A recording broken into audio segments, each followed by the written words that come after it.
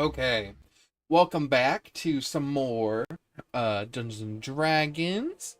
Where we left off, our party had just left um, a little bookstore slash magic shop in the middle of the woods.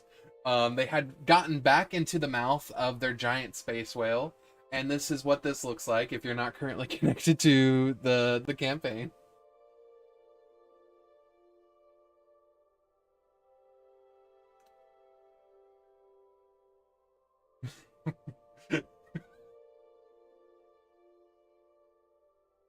So this is this is your guys' space whale and what it currently has on it. This is Arceus.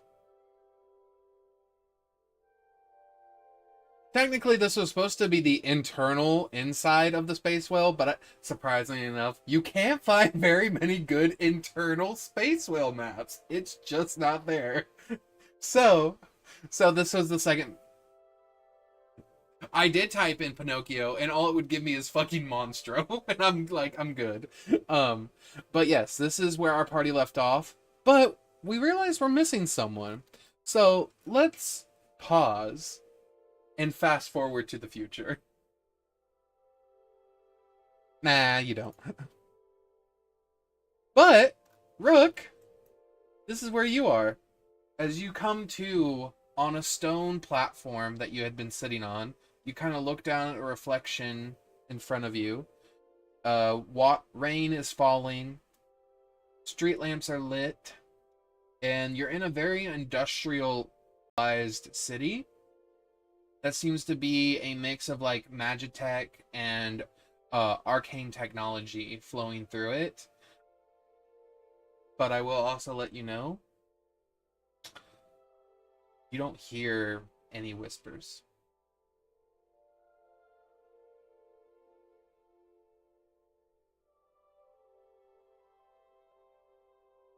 I will ask them. Not a whisper Hey, what's comes going through. on? Nothing. Nothing. Yeah, you ask nothing. Your mask, for all intended purposes, is completely dormant. It's as if you're not even equipped to it. That's not good. And there's nobody around that I can see. There's people around. They're just walking. I didn't want to put every single person, but there are people around. So if you want to talk to someone, you can. But no one seems to really pay you much mind. People are just walking about doing their own thing. The sky is the perpetual gray and black from the storm that is above them. Do my clothes look out of fashion in comparison to everyone else? Your clothes compared to everyone else's is more, honestly, you look like you just came from LARPing. Okay. You see a couple people kind of notice you and what you're wearing, and they're wearing like formal gear slash wares. Hello, Jacob. But yeah, what does Rook want to do? I'm gonna peep around and see what kind of currency these mofos use. Yeah. You sort of walk around trying to find what currency they end up using. I mean, as you sort of... I just see if there's any like markets and kind of watch exchanges of goods. Give me a good... I'm going to say for this one, give me a perception and then give me an insight. Okay. Perception? Yeah, perception. A 9 on perception? A 9. Oh. A 9. Okay. And then a nat 20 on insight. With perception, you sort of look around and you're focusing mainly on money, so you don't really notice anything else other than the money that you're wanting to look at. It doesn't look any different from the money you use. With a natural 20 insight, you get the feeling looking around like, yes, the city has been upgraded, and yes, there are upgrades to the city, and your clothes do look out of place, but you would have to guess right now. It's almost as if evolution stopped. Like, they stopped advancing. The gold and currency they're using is still the same currency you used in your time. Again, Rook hasn't been told officially where he is or what time he got dislodged into, but for the most part, you would think you're only like maybe 600, like at most 600 years. Okay. Um.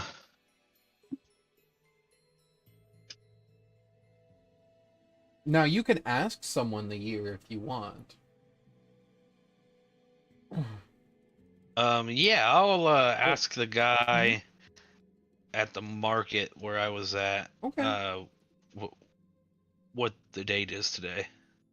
He pulls down a newspaper and lets you read it, and on the paper, it is dated 6,000 years from your current future, or from your current past, or present. Past, present, or future. Yeah. Very confusing. It would be 6,000 years your past, but your present, and you're Okay. 6,000 years into the future. I'm 6,000 years in the future. Okay. The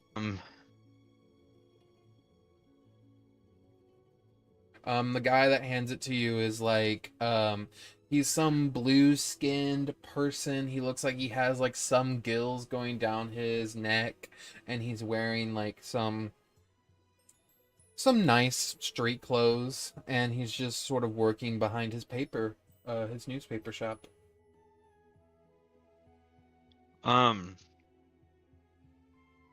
So I am in what city? The name of the city on the paper, it states you are in the city of Velemhold. Velumhold. Okay.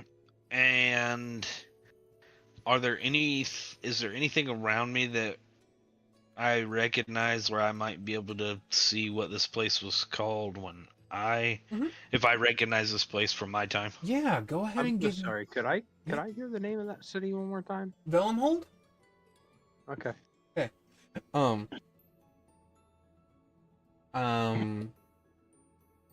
Go ahead and give me perception, and then depending on how high you roll will determine how high your investigation check is. 12. Hey, give me investigation. You sort of like look around the city. 15. Okay.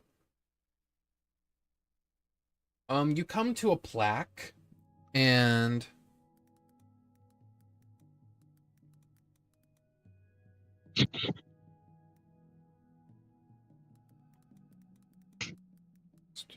there we go.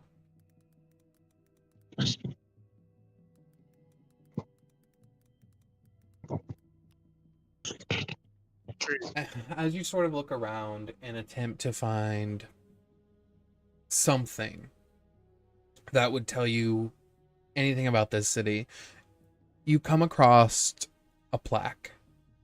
The plaque of the city reads, "In honor and in good standing with the great kingdom known as Neverwinter. This is where we make our stand."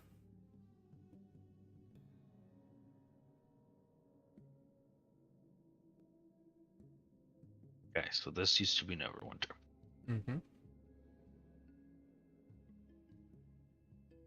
Okay.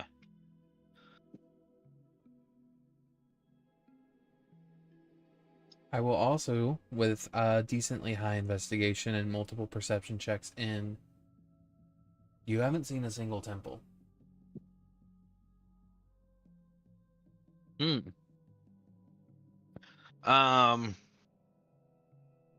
one would I be most familiar with? Mm-hmm.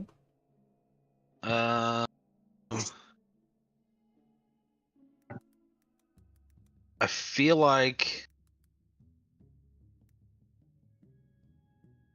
like the necromancy one I would have maybe had in my mind the most, paying attention to it being destroyed and then not destroyed, and then other things. So I'm gonna go to roundabout where I think that the necromancy temple used to be, Okay. and see what's there now, Yeah, give me just a second. if anything.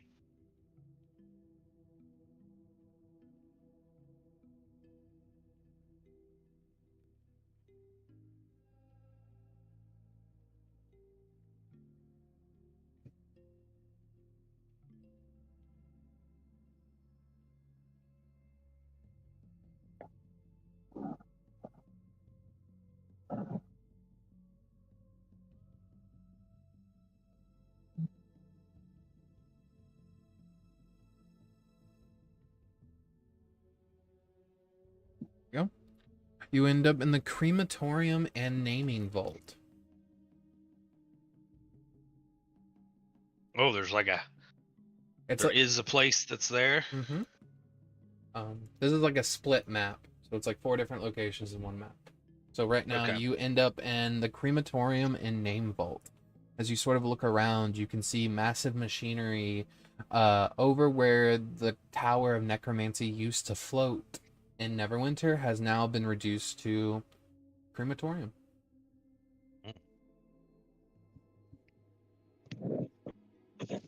Well, I have no real way to look for anything magical or anything like that. Mm-hmm. Does it look like there's anything magical going on? Are they using magic for any of the processes here at the crematorium? Yes, the fire itself, you just looking around, you see like the city still has magic. Like there's still arcane magic flowing through it. The lights are magical. The flames coming from the furnace have like some sort of weird like runic script written on the metal basin that they're in that ignites when a body is thrown in and doesn't turn off until the body is reduced to ash. You also see similar glyphs across the actual coffins themselves. They're just perfectly sealed shut. Of course, you're not a wizard. You don't really know what any of these glyphs mean, but there is magic. People are still using magic. Okay.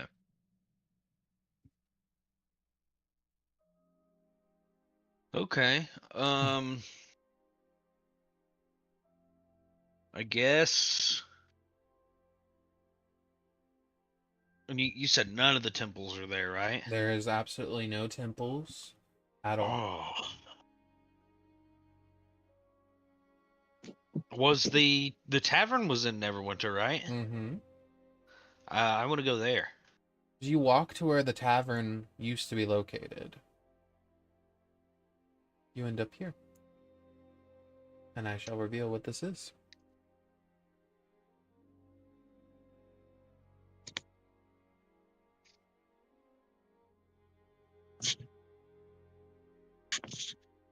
It is called the Memory Archive Floor. You can see where people have been taken and they have made memory shards of people's full lives.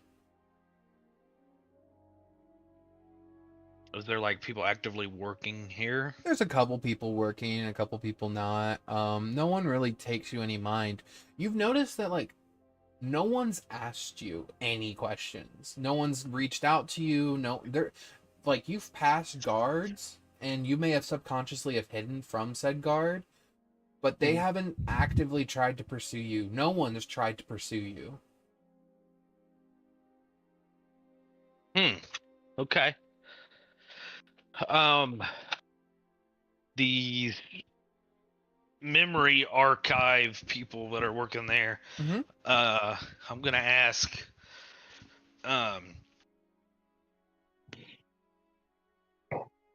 What exactly? What exactly do you guys do to get memories off of people?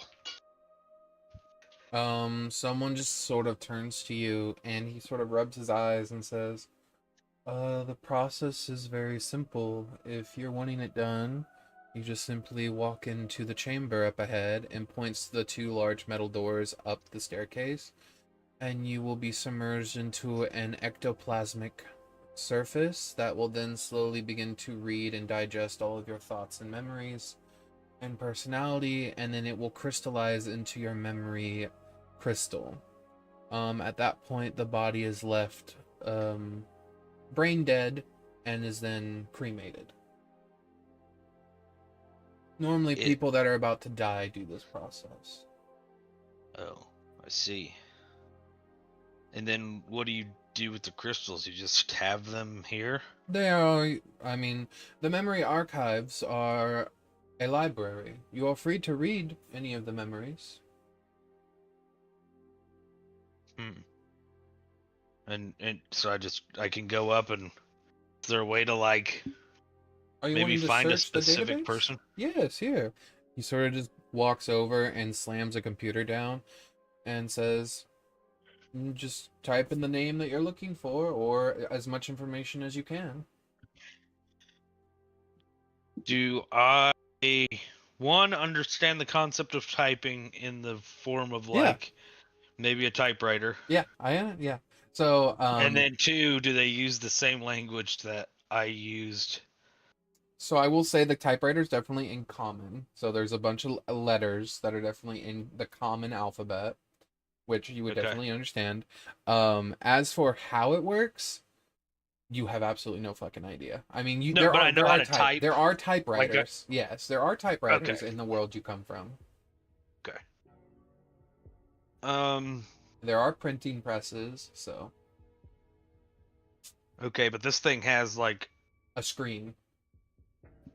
A viewing. It's a whole ass laptop, is what you're looking at. Okay. Rook's about ready to discover porn. Rook can probably figure this out. I mean, roll me an intelligence check. See if Rook understands, or if he just kind of looks around and sees what other people are doing. Okay, a 5.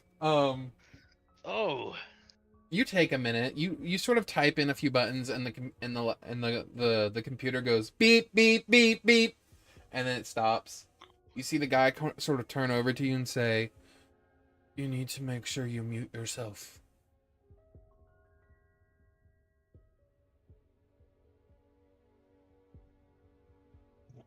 He goes back to working.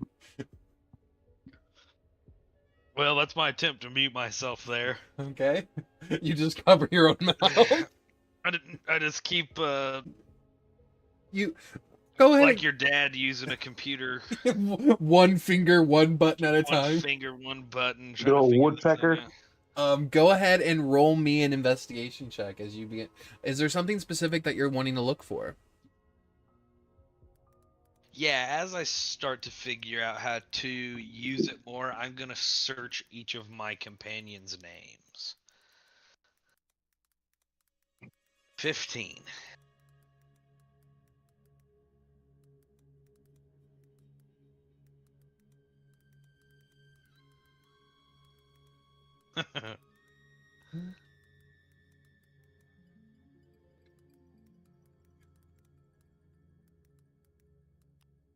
So, as you begin to sort of type this out and you begin to pull information, the screen begins to flash in front of you, and it says, found a possible 40 different memory crystals available to you. Which would you like?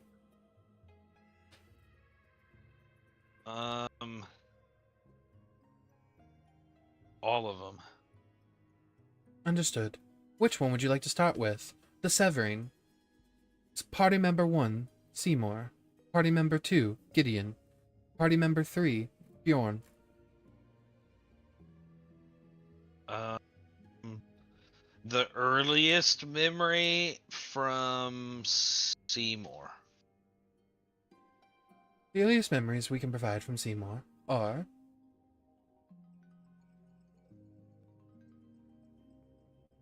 primary entry, Simour, historical designation, Arcane Acre. Post-severance, relevance high.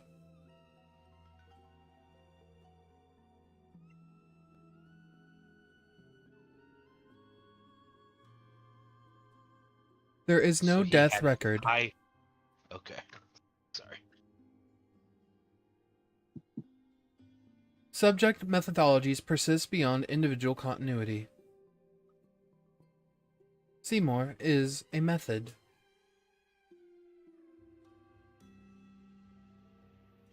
What the hell does that mean? Later entries of Simour variants are Simour Theta, Theory Contributor, Simour Redacted Classified, Simour Echo,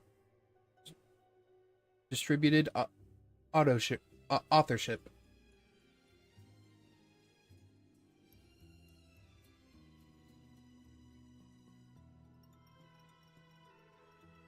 It's saying that one, Seymour is probably not dead, and he was very important after the severing.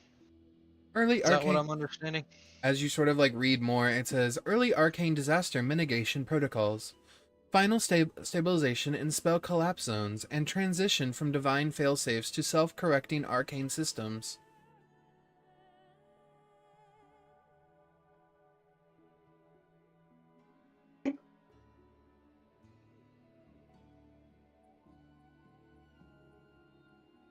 You just see like 1,000 different spells flash in front of your screen. All of them are signed and autographed by Seymour. Oh. You need more information on Seymour. Would you like to Yes. understand the school of Seymour? Is Seymour still around? Still two-finger pressing buttons? No death record found. Where to find him? Location not found.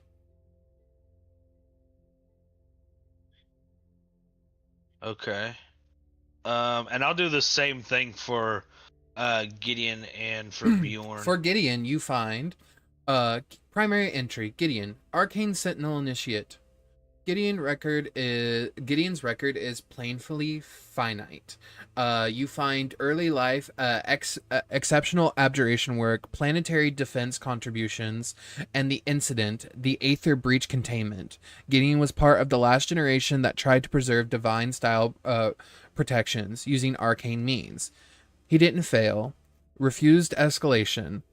The record says, subject elected termination of self-prevent uncontrolled ascension. No ceremony, no afterlife note. Just marginal annotation added centuries later. This act prevented a secondary severance scale event. Gideon saved the world by choosing to end cleanly instead of becoming something it couldn't afford.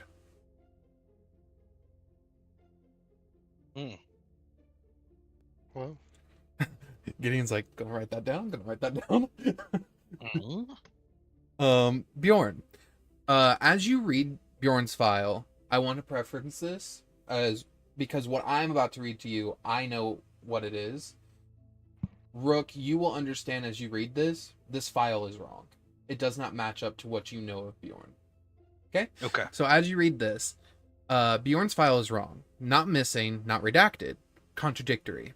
Some of the records call him a failed paladin, a regional warlord, a mythical figure used in moral instruction, and a cautionary tale about divine saturation. One text, clearly much older, labels on an era the saturated age. Bjorn, periodization. Bjorn lived during the opposite problem. Too many gods, too much presence, too much light. He is credited quietly with advocating the first withdrawal accords. Bjorn didn't kill gods. He argued that mortals were drowning. In the final reference to him, it is not death, but a quote, archived without context. If the light never leaves, no one learns to see. After that, Bjorn stops being a person and becomes a lesson. Hmm. Hmm. I'm gonna look me up.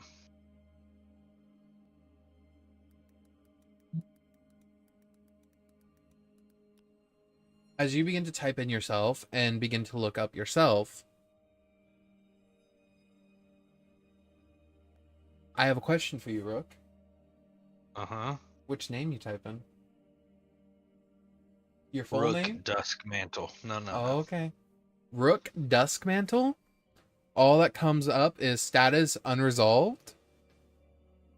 No death summary. Okay. I'm gonna type in my dad's name. Your dad's name? I fucking hate you. What I did, dude. I don't fucking know. I didn't do nothing. That you kn- steampunk fucking laptop is sick. Isn't it? I have a question for you, Rook. Do you type in your dad's full name as you know it, or just his first name, or his godly name? His godly name. The computer seizes up and stops working. Like I can't even go back or anything. You watch as other computer screens also freeze up in the same room you're in, and a blaring alarm sound begins to go off. And then as you realize what's about to happen, your eyes glaze over as you turn, and it's moments before you typed in his name and nothing has happened.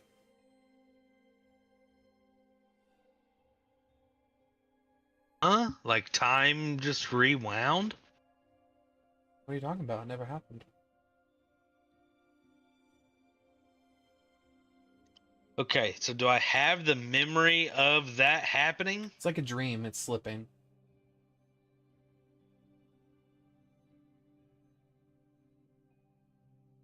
It's beginning to believe.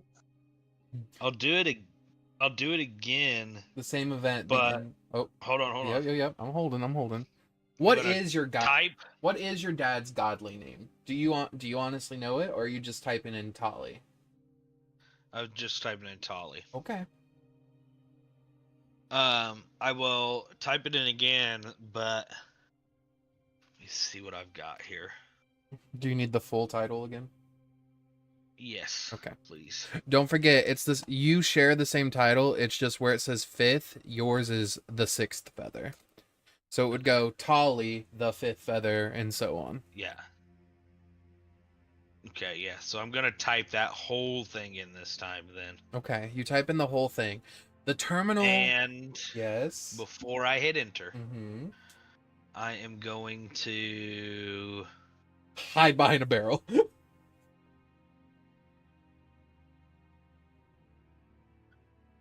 I'm going through all my shit right now to see if I have anything cool. Yeah. The hood is not hooding at the moment. Mm-hmm. I'm gonna get greed out. Does greed still seem magical? As you hold greed, the opal is black.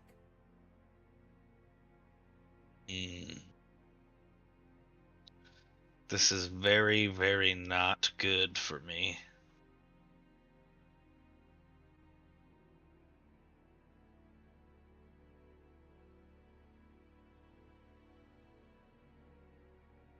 I'm gonna type in my dad's full. I like the thing you type in your dad's full name and then put a meme that says "You're not my dad" next to it. Full name and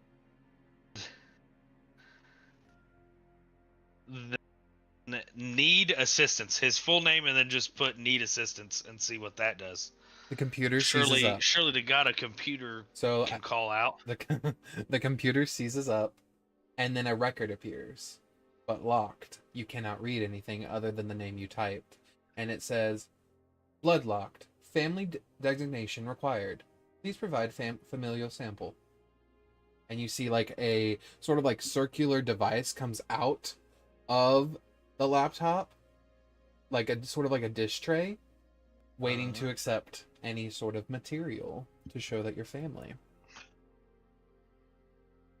I'm not doing that. Up to you. I'm not doing that at all. Okay. You just hear in the back of your mind, Seymour would. Yeah. Yeah, I know Seymour would. Seymour doesn't have an entire Fey ancestry writing on his back. He's just magic incarnate. Bjorn, do it. Bjorn's the same as him. He's a literal god, if not multiple. I'm just a homie with a dad finally. Gideon to do it. Gideon's just a strong wizard. Who is gonna end up macking on the goddess of magic? Macking on the goddess of magic. Did you not see how majestic he was earlier? Were you hitting on her last session? Majestic as fuck. Okay. This little vial that I got earlier, is that liquid inside or is that like a vapor? It's a vapor, and you see at the very bottom there's like enough for like a drop of some like gray silver liquid at the very bottom. But it's mainly vapor. Okay. You want to pour it on the dish? No. No, I want to keep that shit. Okay.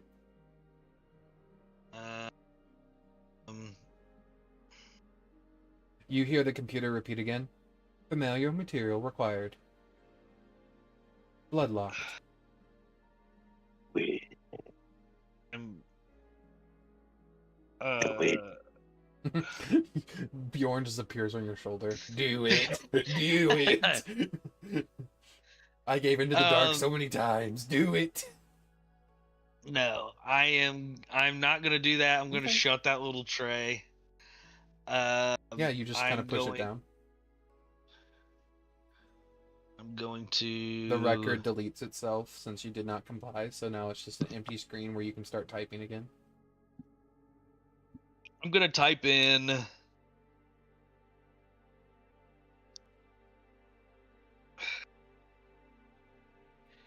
Can I look up anything on this thing Rook is gonna ask to one of the homies that's just wandering around working here?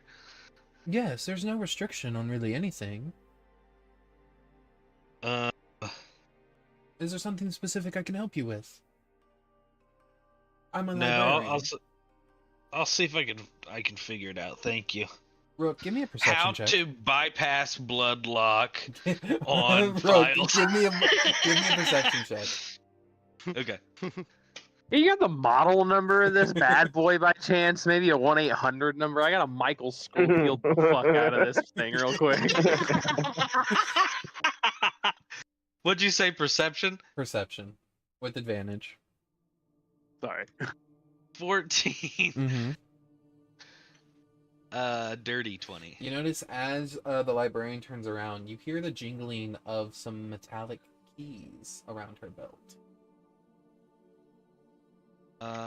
As she kind of passes by, I will snag those. Roll me a sleight of hand.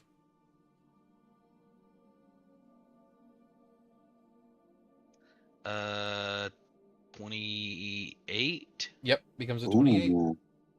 You just reach over. They just pop out of whatever was holding them, and you have like about 5 different keys, varying in color. Like some are closer to silver, some are bronze, some are brown. Okay.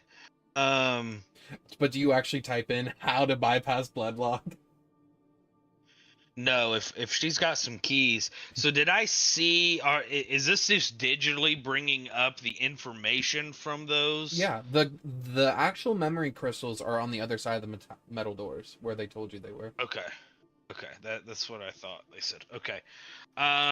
Where did she go? The librarian. She just walked away from you since you said you didn't need help. I would Okay. say honestly, she's probably. I'll just ping it. She has her back to you, and she's like over here. Okay. Is there like a restroom or somewhere private in this establishment? Do you type it in on the computer, or you just ask someone, or you want to look No, around for it? I'm going to get up and walk around. Yeah, you get up and walk around, and you do see like a restroom in the far corner. Okay, I'm going to go in there. They're one of the places that don't have doors on their restroom, so you walk in there, all the stalls are individual doors. Oh. Okay, is there anybody else in there? Not that you can see or hear.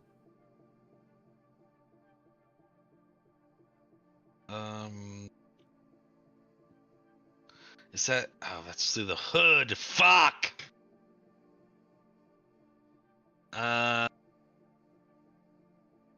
Okay, I'm going to. I mean, here's my thing, because I know you play Rook so well. So my question to you is, you know the hood isn't working. Yes. You heard about the severance, and Yes. when you tried to type in the name of a god, fucked up the entire computer system. Yeah. Alarm went off, and Alarm, then it gets fuzzy from there. Yeah. Okay. At this point, you know what your mask is, or what power it runs off of. Yeah. You also know, after hearing not only from Bjorn, but also Gideon and Simour, what power source divine entities run off of. Do you want to attempt to do one of those power sources? If you understand what I'm And putting I, down. with dagger being Look, shut off as well. praying doesn't require any power. Pray? I don't pray. That's why I was asking you. That's up to Rook at this point. Like, his mask isn't working, his dagger isn't working. He knows they're divine sources. He knows prayer brings divine source, or establishes connection to divine power. He's seen it multiple times. It's up to you.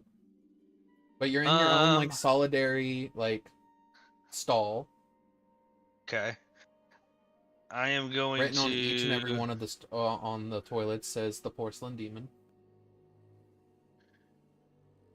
I am going to. Okay. Okay. So you're wanting me to pray? I'm not wanting you to do anything. I'm just asking if you want to. Well, there's probably one homie in the entire world that Rook might possibly make a prayer to. Okay. Who's that homie? And it's gonna be probably the least prayer-like prayer that anyone has ever heard, but it's pretty much gonna be like, okay, you Bulbasaur motherfucker, I know you were supposed to become the homie of magic, so come help my ass, because I need to get these.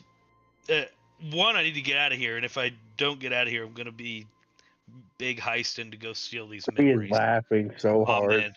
And when I say "oh man," my wings come out and fucking come up They and don't over the come out. stall. What? Oh yeah, I forgot. Okay. Roll me a religion It was directed at Seymour, but I never said Seymour. Roll me a religion check. Let's see if your prayer makes it out. A 17. Okay. Wow. +1 is not bad. First time ever praying. Maybe you did it right. God, I hope that doesn't work, because Rook will be praying wrong forever. I can help you with that. But as you wait, there is no response. And just as you're about to give up, you hear coming from your head.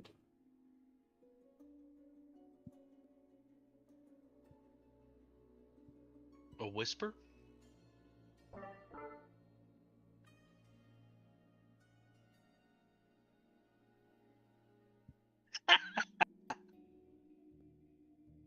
What do you say?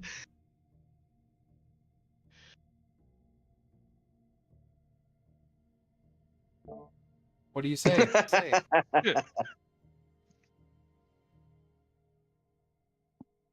What do you say?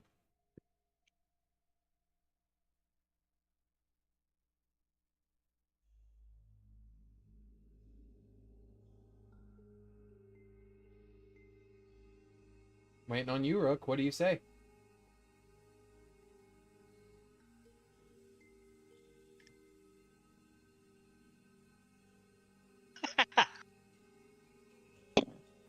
What does Rook say? Christian, if you are talking, you are muted.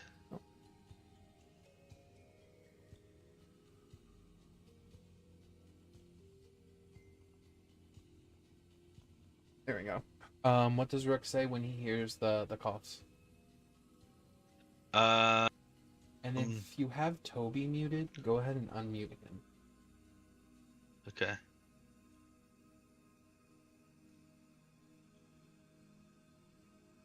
I don't hear anything coming from him. That's because I'm not talking to him yet. Oh, okay. Um, if I hear somebody like clear their throat, like they're about to start talking to me, Yep. I will in my head talk like I talk to the voices and be like, "Hello." Sorry. First time. Do I recognize this voice?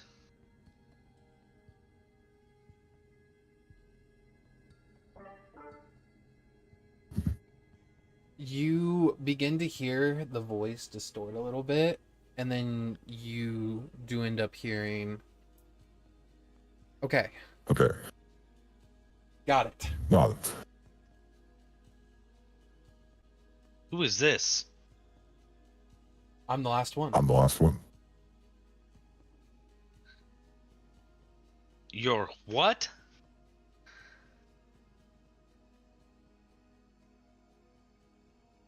I'm the last one.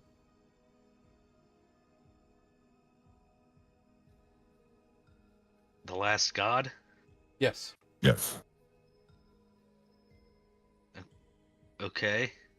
Well, can you charge up my dagger so I can try to tap on Seymour's shoulder and have him bring me back from wherever I'm at?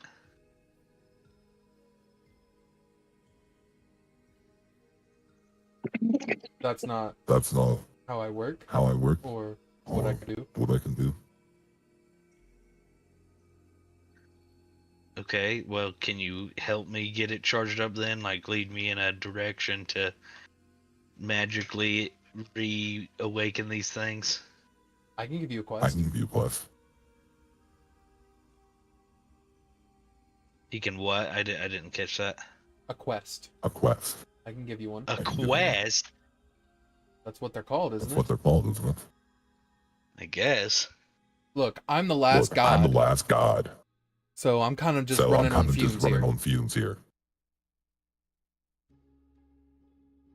Okay, well then just let me have your god stuff. No. I'll be the last god. I think that happened one. I'll be the last god, and I'll hang out here, and I'll do whatever it is that you're doing.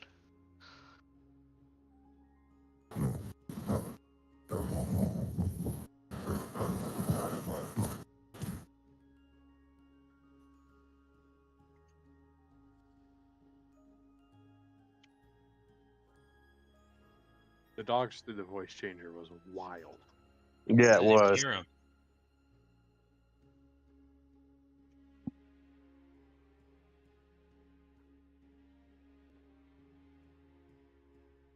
After that voice changer moment, he is going to respond with what you're saying by saying, I can just give you a quest like they used to in the times of old. That's about all I can do. And this quest will help me bring power back to my weapon and my hood. There's a possibility in that.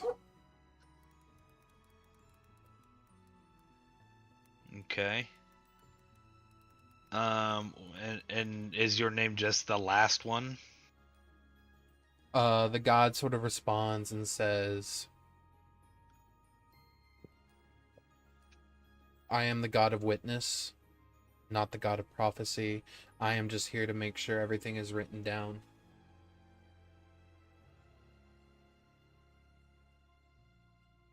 Well, what did they write down about Seymour? He was supposed to do something cool, or Bjorn, or Gideon, any of them. Is there anything special written about them? What happened? Stuff that I haven't been able to find out yet?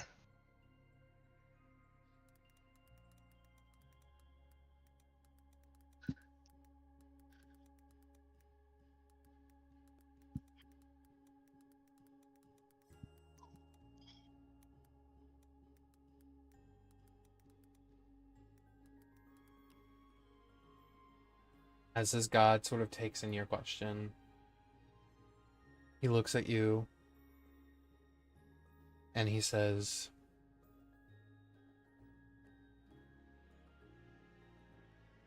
"My name is Axiom, the recorder, the witness, the one who does not intervene.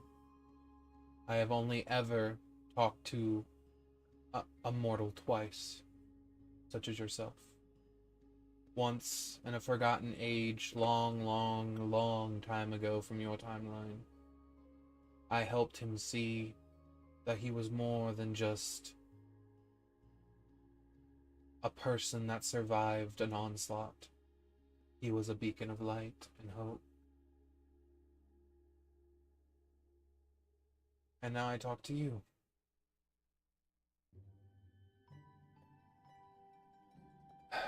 Your friend Simour, according to my records, his final status is distributed continuance.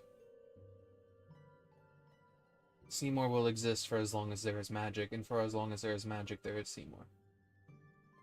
In this future that you're in, right? Simour is no longer a person. He is aether. He is magic.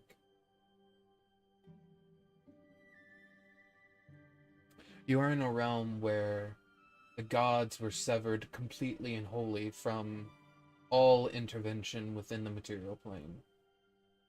No specks of divine magic exist. All divine artifacts have gone dormant, and everything and anything directly or could be inferred as a divine artifact or symbol has been destroyed after the Great War that happened before the severance. Magic is at its weakest state it's ever been. The only reason there is still magic is because of Simour. The highest level spell any creature can cast now is 5th level.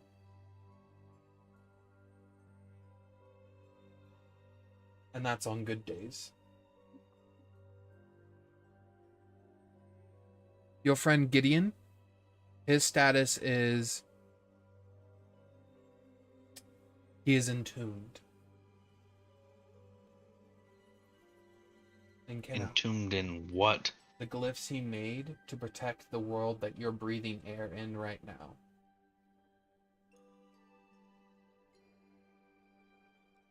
If Gideon is ever awoken, his glyphs shall shatter, and the onslaught of anti-weave magic that is still on the outside of the material plane will swallow this entire realm whole, killing you in an instant, everyone in an instant, like a tsunami of magic. Gideon's weaves of anti-magic abjuration magic are the only reason the world is safe right now.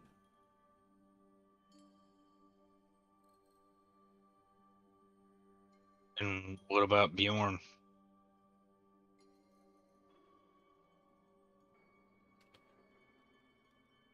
He is who severed us. And in doing so, he caused it to where the magic being given to the anti-weave from a mad god and its followers disillusioned. But in doing so, Bjorn was ripped into 1,000 shreds of magic. The title he held that once would be passed down from generation to a different person, that title will never be passed down again. It died with him that day.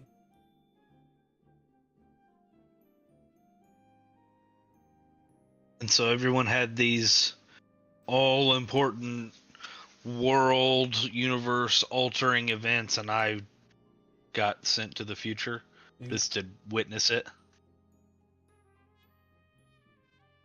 I have here that you are the messenger, so it makes sense that you would be witnessing the events that happened and know what is to come.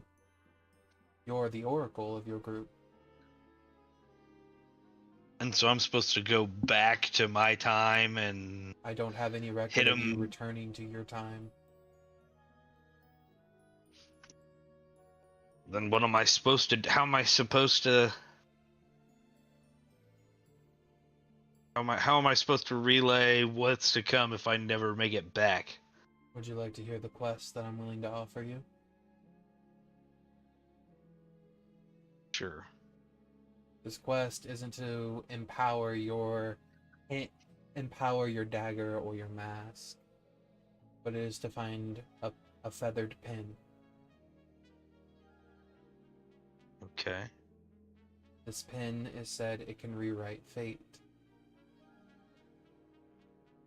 And I have a feeling you've used it before because there are some pages in my book that have been crossed out. And I do not know how they got there.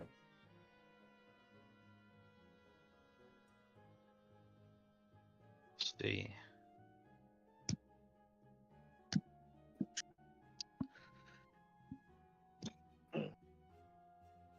Does this pen have a name? It used to. A long time ago.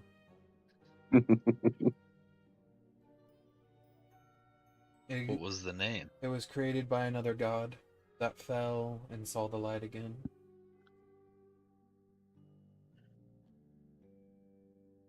And changed what he made for the greater good.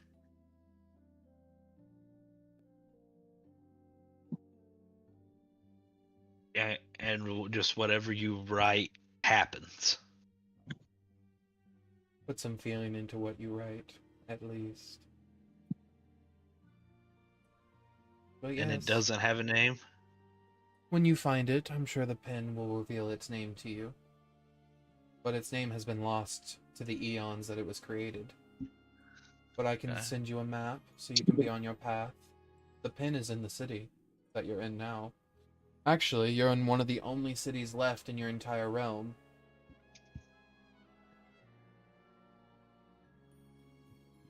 Okay. I've been in this bathroom for a hot minute. Yeah, Um, you have. The god, Okay, the god I'll- responds to you, even though you didn't I'll ask. do it. Yeah, that was an internal thought, but he still heard it. Yeah. Good. Yes, you have. Be warned, though. Just as you, Rook, have suspicions against magic and divinity and a hatred or even a disdain for it, these people don't know it. They haven't known it. They don't know what divine magic is. They don't even know about its essence. It is just stories to them.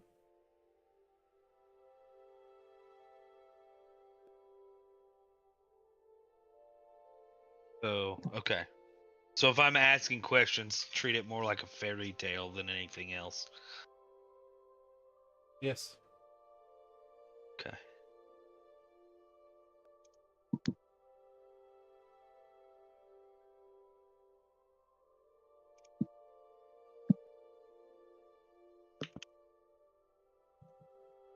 Alright, Rook. Your quest has been set. You're free to go. Okay. I will, Begin your scouting around. do I physically have, like, a map? No. You're just gonna be scouring the city. So while that's happening, we're gonna cut away to our Okay. party. Yep. Welcome, everyone, back to Arceus. What is everyone doing as they fly along this beautiful ship, aka Space Whale, that you guys are currently inside of? Oh, I forgot we were on.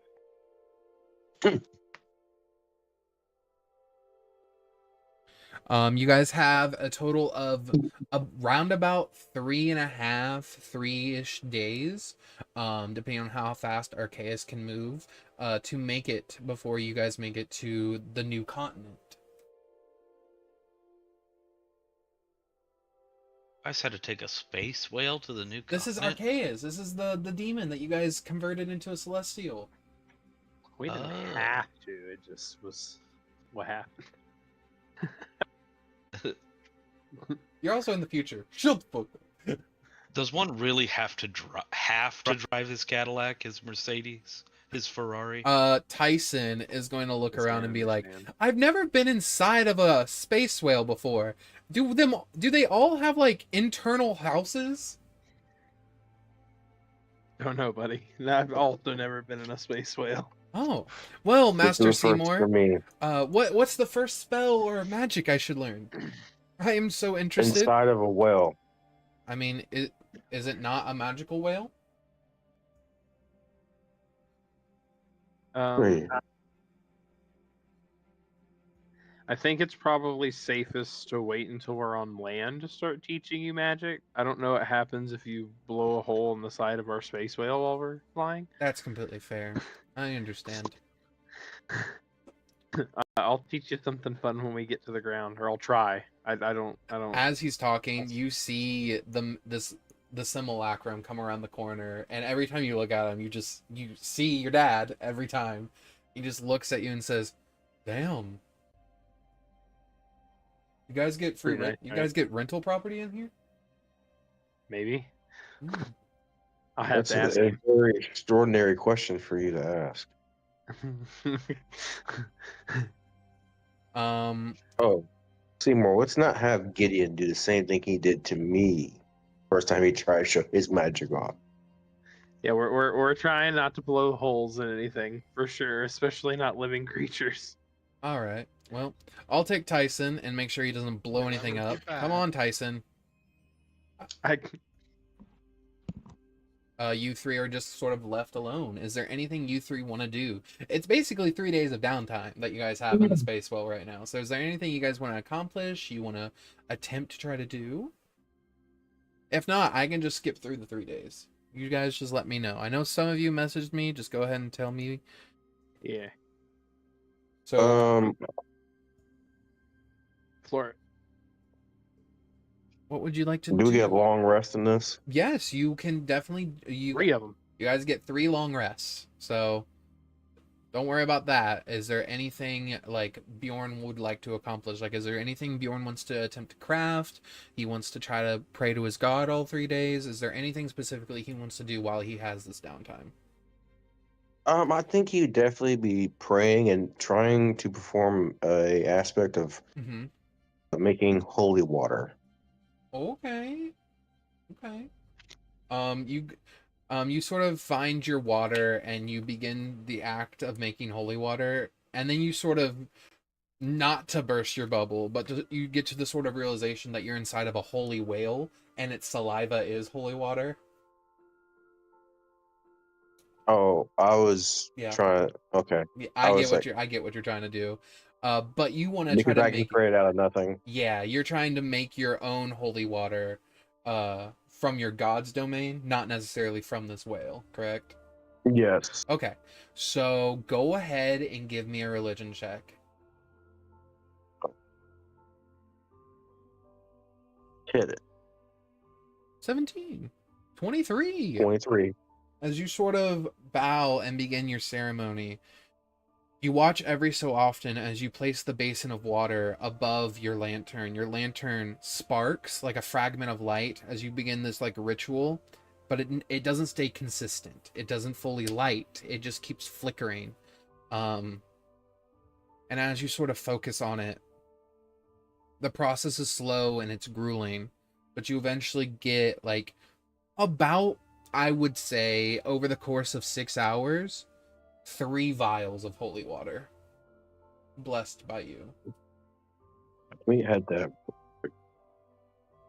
because I know last time we were trying to make holy water.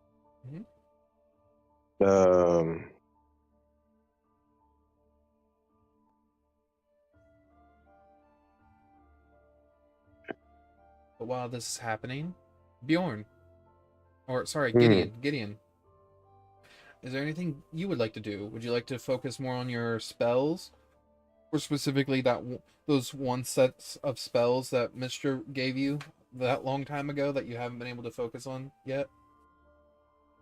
You may not remember I think them. I would like to craft a scroll. Nice. A new magic scroll, or just a scroll of a spell you know?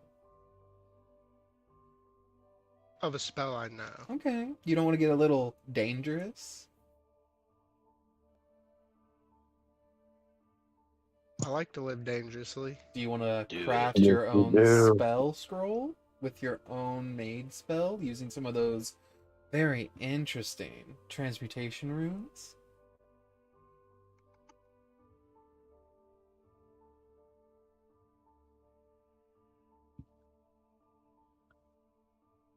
From the past? Yeah, we'll try that. Perfect. Go ahead and give me an Arcana check, please.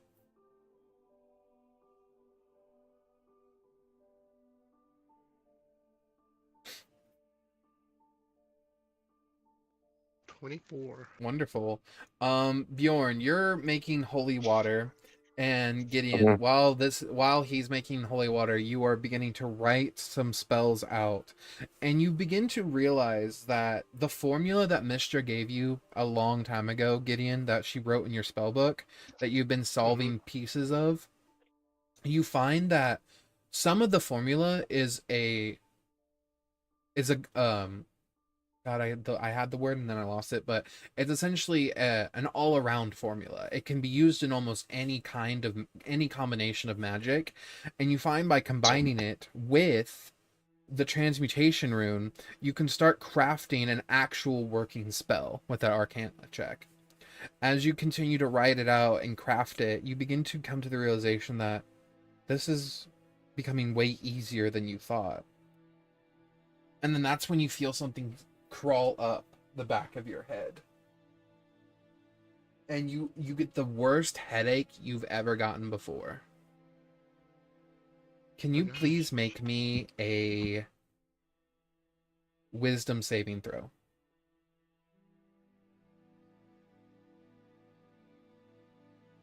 Okay.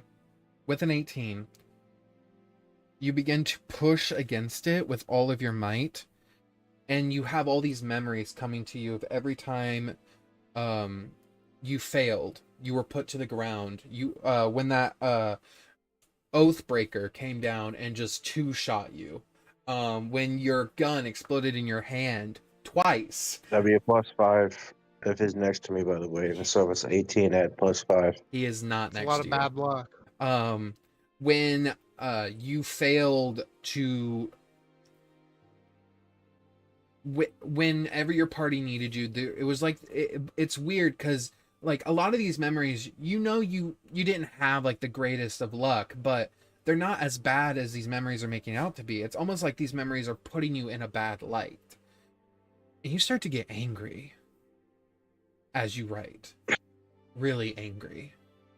Hey Gideon, would you like to rage? Sure. Go ahead and roll me that D12. Oh shit. Hmm. Barbarian wizard? A 1. What's a Uh-oh. 1 on your wild magic surge? I think that might be the shattered tendrils. Let me check. Yeah. Okay, tendrils begin to climb out of you and around the walls as you are writing the sound. They all begin to help, and it's almost as like the fury of your rage hones you down as you write this, and the tendrils finish this. And after about a solid minute, you come to. This spell scroll is a complete mess. You can barely understand and read it, but it's done. You made the first ever hybrid barbarian wizard spell scroll.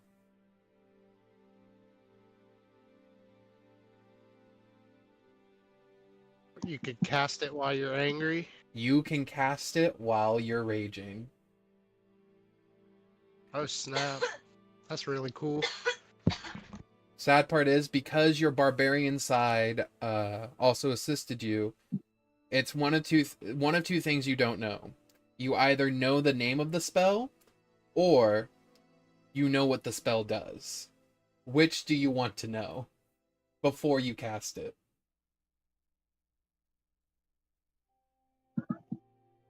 I want to know what it does. You want to know what it does? Yeah. Go. Go to my spell list, grabbing the spells.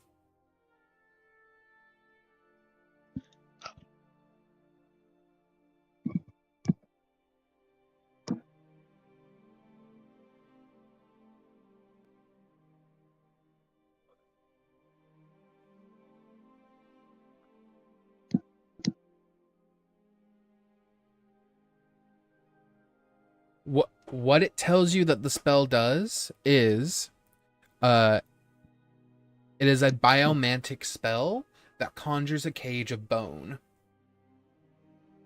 that you can trap That's someone in. cool.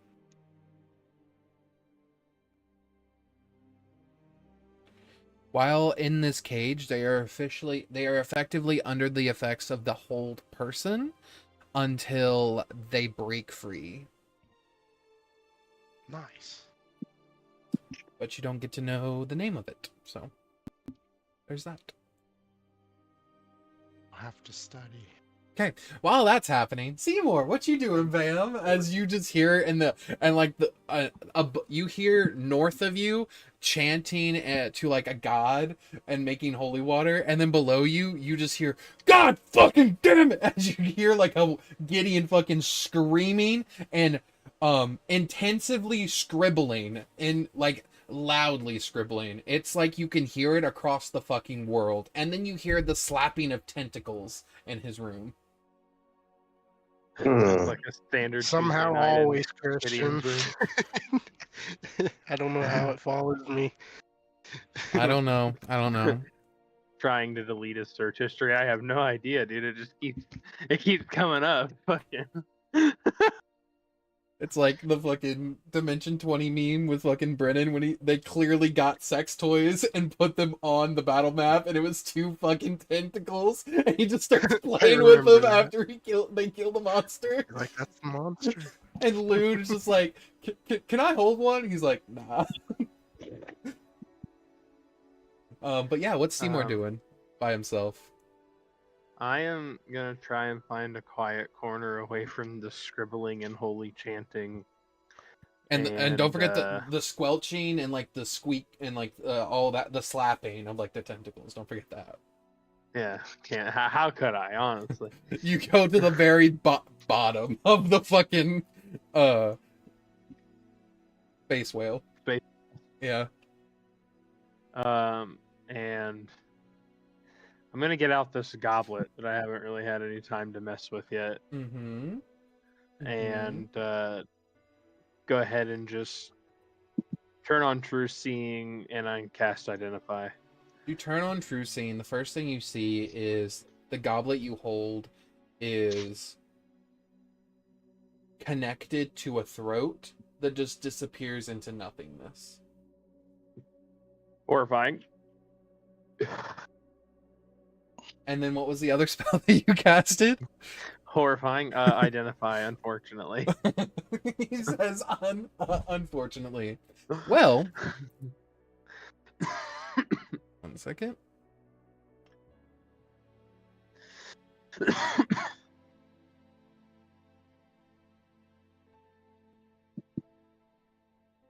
So, as you cast Identify, and you begin to look over this horrifying goblet, you are given the information of what god created this artifact of gluttony. Or, sorry, what wizard of power or arcanist of power made the gluttony artifact. Alright.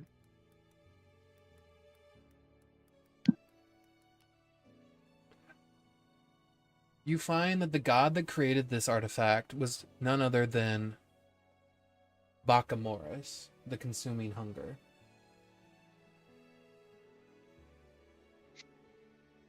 I'm gonna take a stab in the dark and say that name probably doesn't mean anything to me as a non-religious person. You may roll a history or religion check if you want, but probably not.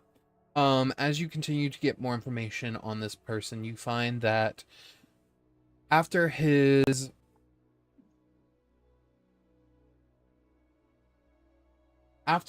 and the other 2 gods that he worked with, known as the triple stars sort of fell out of existence. No one worshipped them. They stopped receiving prayer. And new gods replaced them. He became a wandering cleric, not a wizard. He used all of his time and power and influence into this goblet, connecting it to a beast far beyond anyone's true existence. You come to the realization that this artifact was created by Bakamoris, was then enhanced by his clerical self.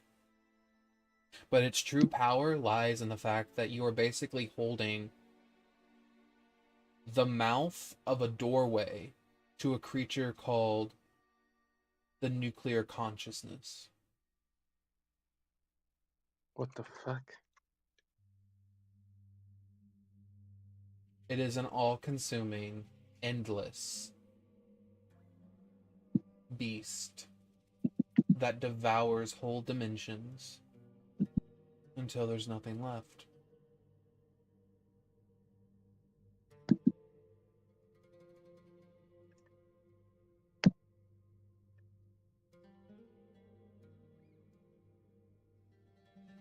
Okay. So what that tells me is I need to quit fucking with it. The more connected you are, the more the maw grows. The seed... How can... What'd you say? Good. No, go The ahead. Sorry. seed that you took from the maw, with Identify, the maw has now informed you it is hungry, and it needs a replacement. Not of a seed, but of something of equal value. Or else it will take something without your permission. I mean, I know how powerful that thing was. I don't know of anything that is of equal value.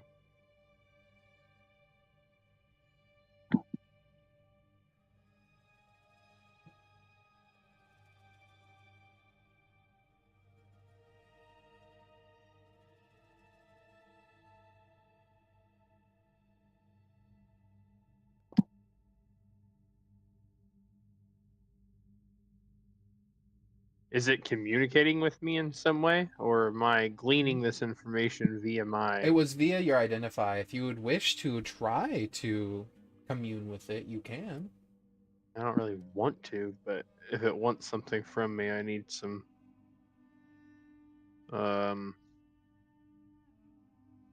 elaboration, I suppose.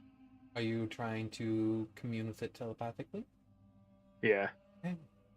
As you sort of connect to it,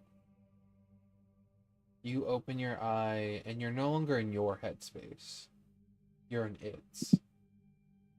It is just this endless black glass floor.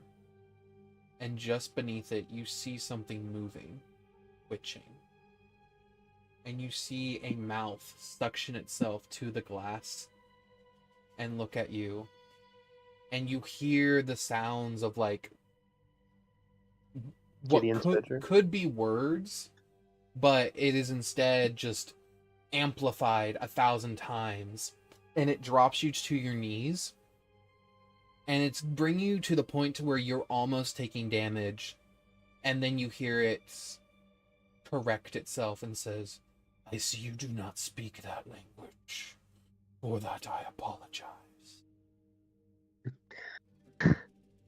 Yeah, no, Eldritch Horror is not in my repertoire. Sorry, man. I see we finally get to speak. One so bold enough to reach into my throat. Hey, listen, I didn't know. You look like a cup, okay? I didn't know. Interesting. That is what your universe has made me out to be. Yeah. And you Yeah, drink of absolutely my is. own fluids. Yeah. Yeah, I'm trying not to think about that too hard. I am hungry. I wish to be I- fed. What do you need fed? I can eat anything. I would prefer something as equally as powerful as what you took from my throat. That's a big order because I don't know of anything as powerful as that except for the other ones of those, and I don't have them. I will take magic. I can spend the next 3 days spilling my magic back into you. I can work with this. Okay. Wait until the end of the night. I do not want my carrier to die in case battle should come during the day.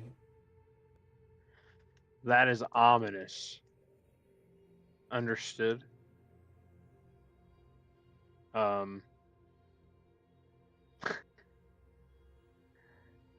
I don't know.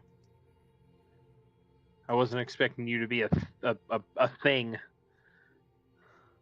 We're all like a living thing, things. like an alive being, I should say. You're the first one to speak back to me. Well, I'm a little different.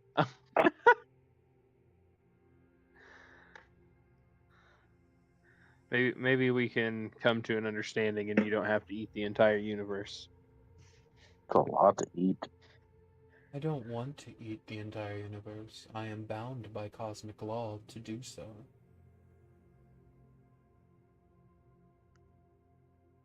A curse given to me by divine beings.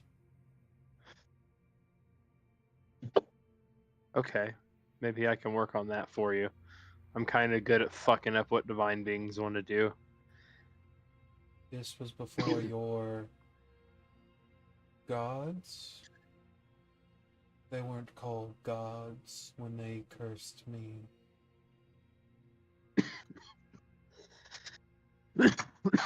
Okay. And they weren't called titans either. Jesus. Older. At the beginning. I don't know. Can you stop I them? don't know if I'll. Good. Can you stop them? Maybe. I'm a pretty confident guy. I think I could probably do it if I had enough prep time and the right people to help me.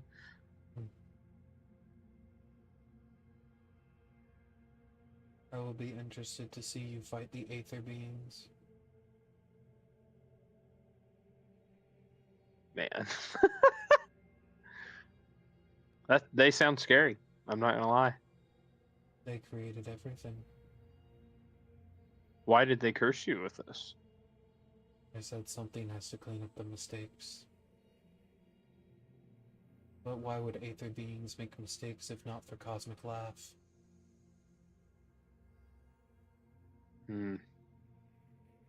That's a lot to think about. I don't know anything about such beings, so I may be brash and overconfident, and I'll just kind of shrug. Who knows? A god at one point tried to make pale imitations of the Aether beings. They were very powerful, but they failed. Fuck. Because a god What created were they known as? I do not know. I've only eaten one of them. Do you know what it was called? Deceit. Did I? Yeah, that's what I thought. The orb that you Okay. used was from him. Or what was Created because you ate him? You know what happens to dirt when you compact it? And it becomes Sure, a like a diamond. pearl and an oyster. Yes. If you have more of those beings, I can take them.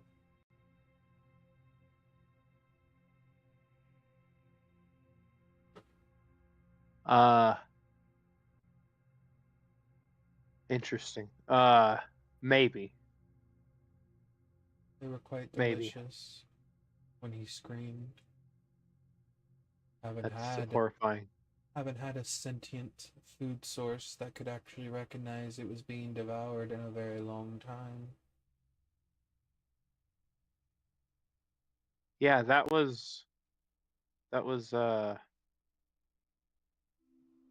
like you said, a fake god, from my understanding. No, they could become real gods, or at least gods of your current caliber and your realm. But they were nowhere near as strong as the Aether beings. It would take all of your divine gods merging into one person to equal 1/10 of an Aether being. Jesus. And even then, there are 5 Aether beings. Hmm.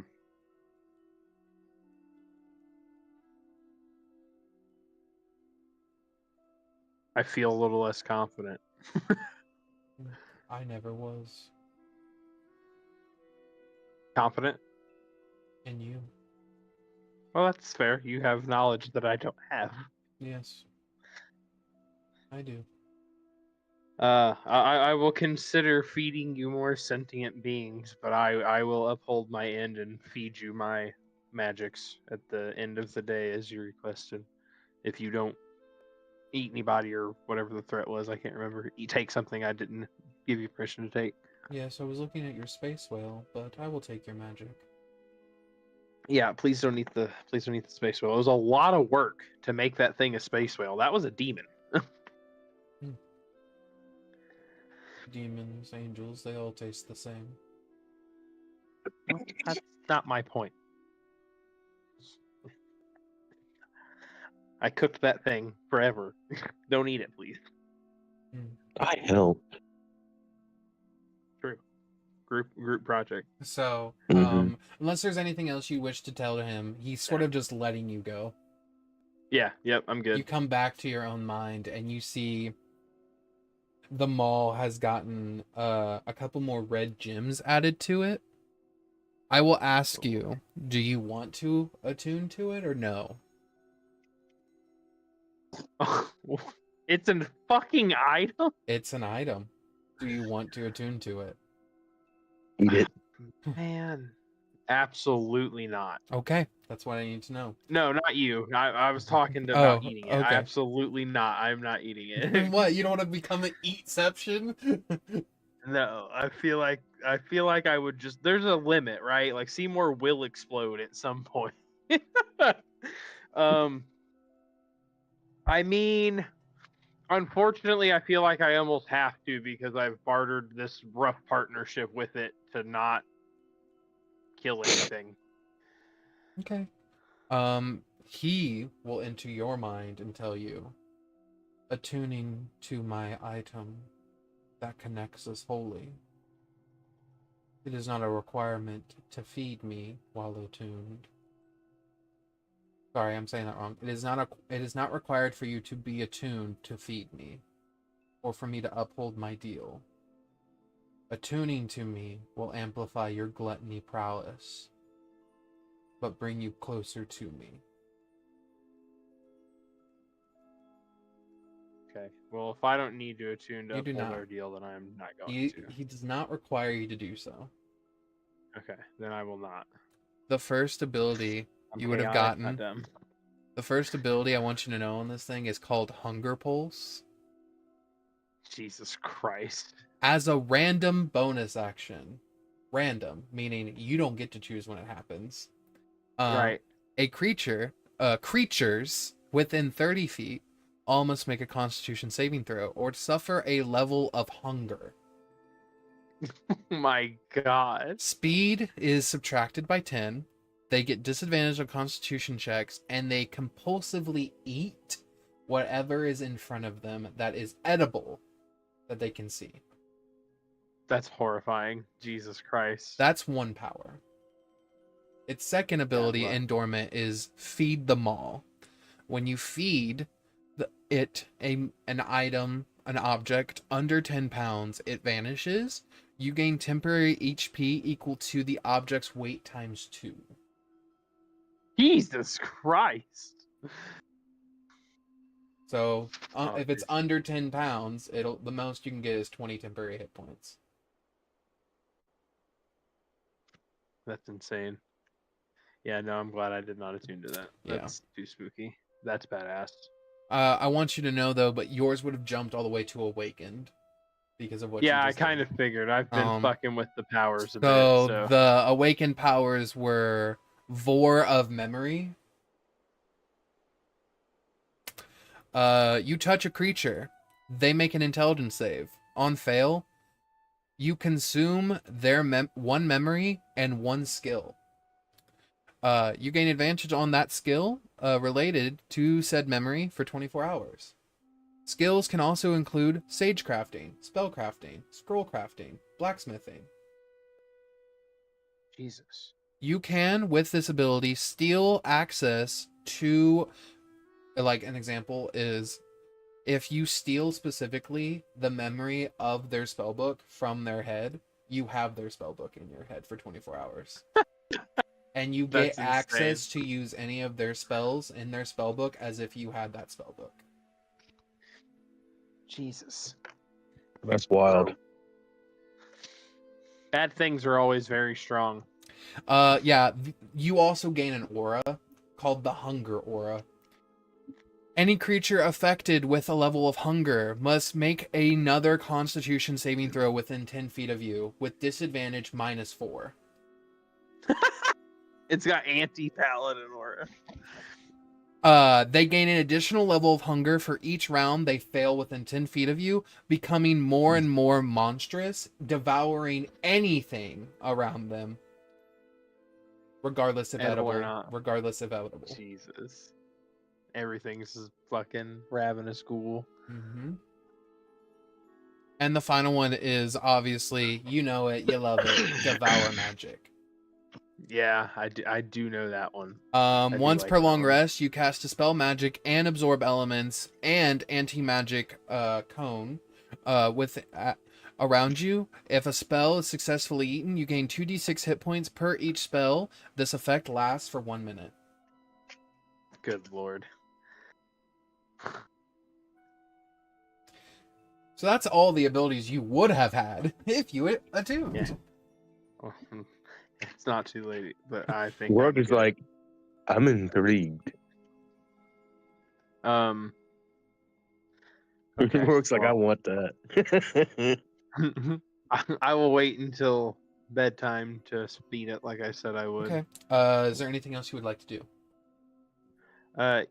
Yeah, I'm gonna grab Mhm. the scroll out of Papa's book bag Yeah. and go find the simulacrum.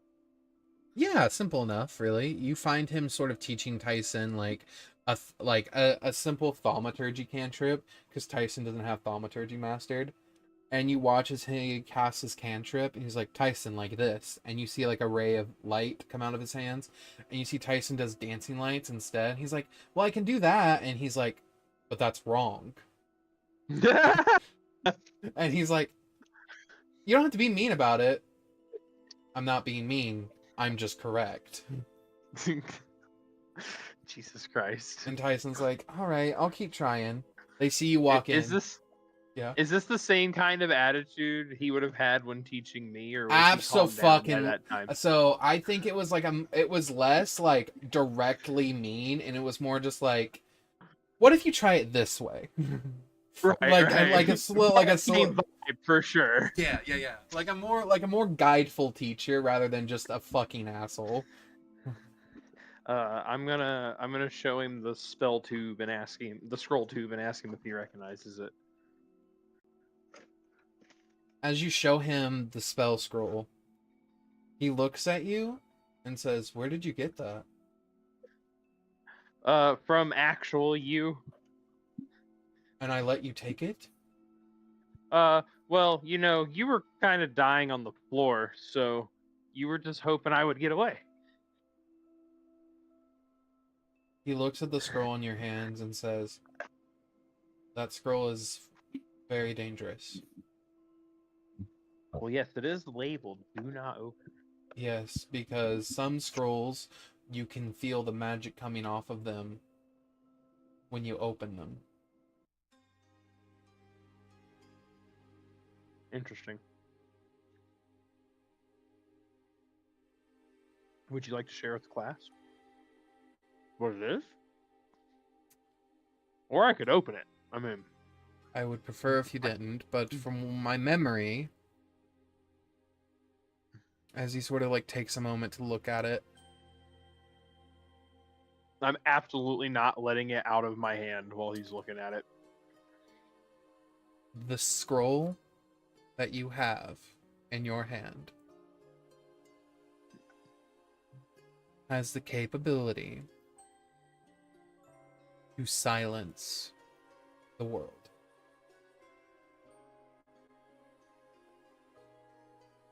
Like the spell silence? And a crude explanation, yes. Similar to the spell silence, we would still be able to speak. The spell stops the weave from entering our plane. I'll kind of like mumble to myself, so I'd be the only one that could do magic. No, it would stop everyone. It's not silence. Anyone can still talk. It stops the weave from entering our plane. It patches those holes. Why would something like this exist? Who made this? You? I made it in a time when I felt magic was getting out of hand, and we needed a timeout. The spell lasts for 7 years, once cast. Feral insight while he's Mhm. giving me this explanation here? Yeah. Not very good. I believe him. Okay. All right. I'll kind of like put it back in my bag. I won't open it right now then. He pulls out a little bag and sets it while Tyson is still practicing his cantrip, and you watch him pull out some clay and he begins to mold something in his hands.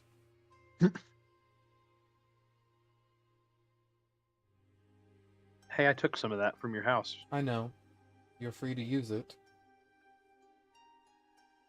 Yeah. Well, I had an idea about using one to make a permanent body for the wizard that lives in my head. Mm-hmm. I just don't know. I don't know if it'd work out. I don't know. I Know enough about we the could clay. transfer his consciousness to a simulacrum. I don't know how to make a simulacrum. Do you know how to do that, even though you're a simulacrum? Yes, I still have the knowledge of how to make a simulacrum. I don't know if we can trust him. You know him? What's his name? Karthus, right?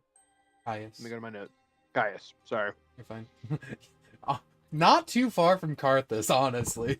Dude, I knew it was in that like realm. I just was on my spells page. Sorry. He sort of looks at you and says, Caius, what books did you say you had in you again? Well, his spell book. Are you able to produce the front cover of his spellbook? Because if it's the Caius I'm thinking of, no, we're not going to let him have a body. I don't know if I can generate the front cover. I know it's called the spell book. The last Arcanum of Karthus. Yeah, God damn it. Caius. Gaius. Yeah, so the only way we are going to make this man a body is if we have access to a kill switch. Okay. Who's she then? What? Why?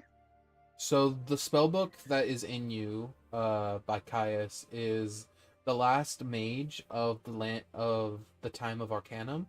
He is the mage that killed the goddess of magic, the first one. Of course, the soul that you have in you is probably taken from like a different point in time, not the one that attempted to kill a goddess yet.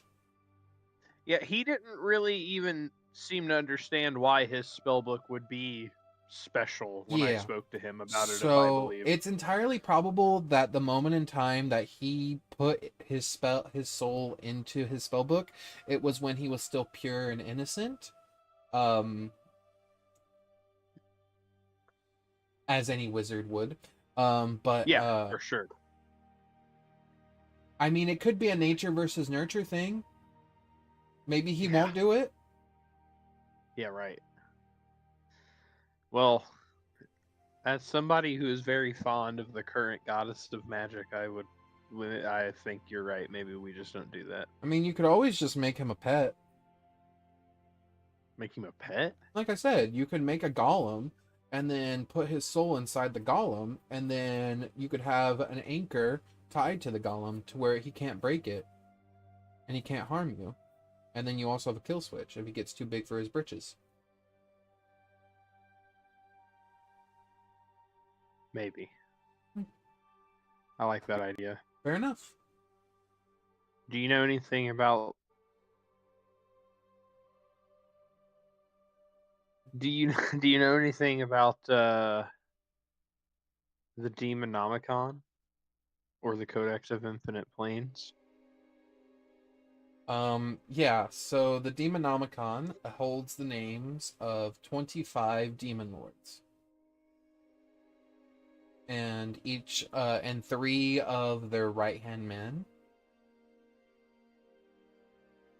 It also tells you how to summon them.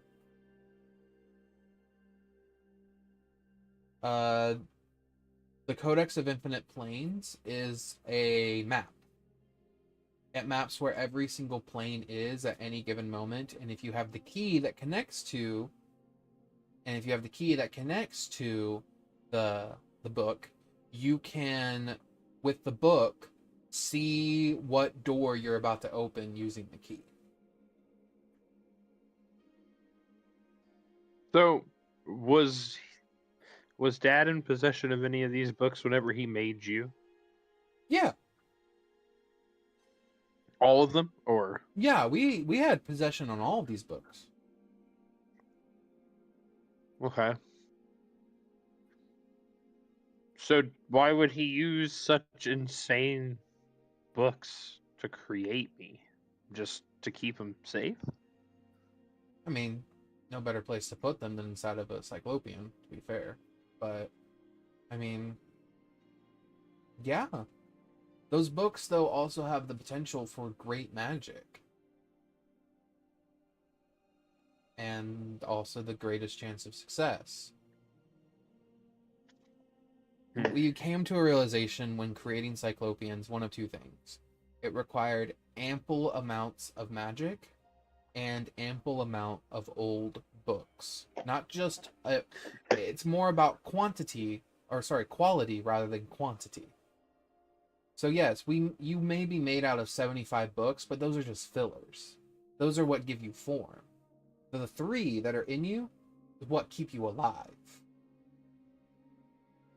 Well, what created you. They may not be keeping you alive anymore. You may have other things that are now keeping you alive.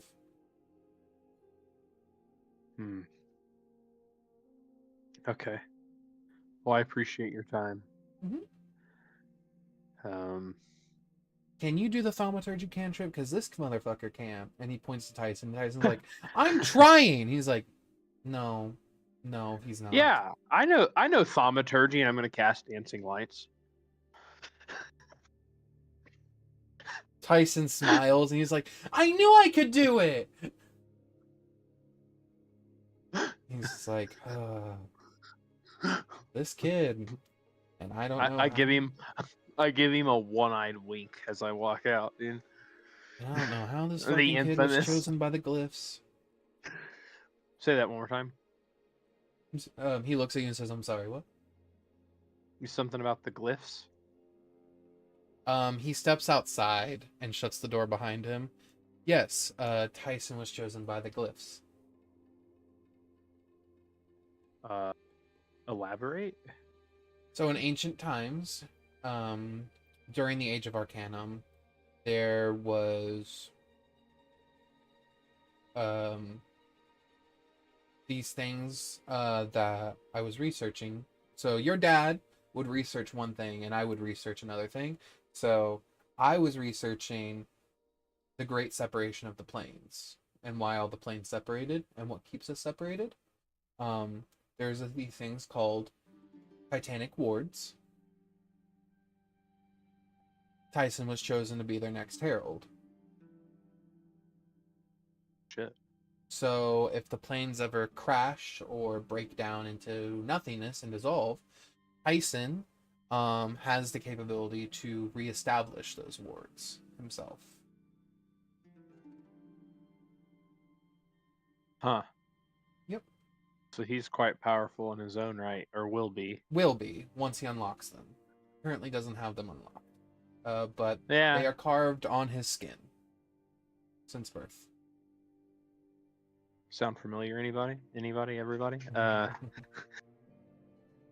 And zombies has nothing to do with anything. Okay. Well, maybe it's good that we have him here to nurture then. Yeah. But the good thing about the wards and what I've learned is they can be transferred. So if Tyson does not have the capability for it, it can be transferred to someone else. Process is grueling and Horrifying. it's hard. But if it means protecting Tyson, then it is what we have to do. Yeah, I mean, does he live the process? How grueling. I've never heard of someone transferring the Titanic wards in all my research, but I'm assuming since they're tied to the essence of a person, they probably lose a piece of themselves in the process. And that piece is Yeah, transferred to the new owner. Let's try and avoid that. We'll see. We'll see. We haven't even touched down yet. We'll be all right. Yeah, that's completely fine with me. So I heard from Tyson that 2 of your friends walk through time, and that there's a third one missing. Is that correct? Oh yeah, yeah. I'm gonna get him when we land. I just don't know what'll happen if I try and pull somebody back out of the space-time continuum into a moving vehicle. It's going relatively fast. I mean, we could just make a planar binding circle for him that'll snatch him, kind of like a net. Yeah, sure. Can you show me how to do that? Yeah. It's a ritual, and he begins to carve down the glyphs in the center. He's like, okay, the only thing we need now is his true name. So do you know his name? No, not his true name. I know enough by this point to know that I don't know his true name, but I don't have his real name. Because I don't know about your papa, right? In character? No. Yeah, I didn't think so. Do you know of anyone that might? No. I do know of a couple of powerful artifacts he carries on his person. Does that help us? No, we need his name so it captures him, because if we just put the names of the artifacts, it'll rip the artifacts off of him.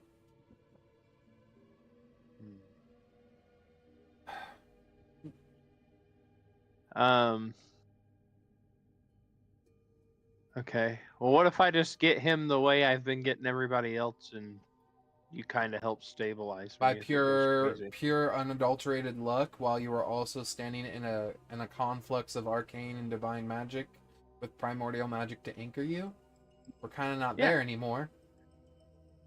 Huh? I don't think it'll work the same way you were. You were using the magic of like ancient wizards that were funneling through you. I've got ancient magic in my belly, man.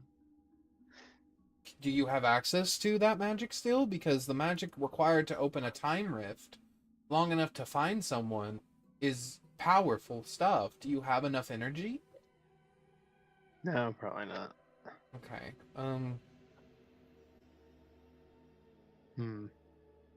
As you guys are talking, Seymour, roll me a perception check. I don't like that.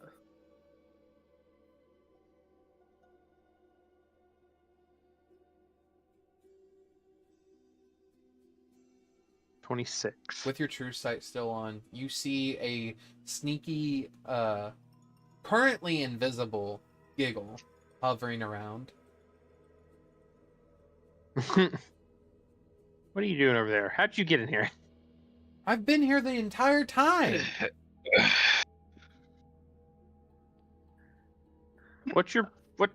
Come here. Giggle just sort of like hovers over. Listen, Mm-hmm. you need to tell me your boss's real name. I can only do that if you swear fealty. I'm gonna kind of look around. I'm just gonna snatch her. Listen, bitch. She starts Yes. squirming. She starts squirming. Do you see what I did to those wizards? They weren't being nearly as difficult. It's just need to know- fate law. I can't give it. It's in the Think it. rules. Think it. I'm thinking it. I'll cast my little cantrip on her and rip it right out of her You fucking attempt skull. to grab her encoded thoughts, and as you pull it out, you just see barbed wire and chains wrapped around it. I'm telling you, it's Fey law. Listen. Look, read the rules. And she points, and like the book appears and lands on the floor. I will eat your book. You can eat the book. It'll just come back. I can spawn infinite amount of them. What a interesting power you have. I'll let her go. I'm not gonna squish her or anything. But if you want, I can open the book so you can swear fealty, and then you will be given your lordship's name.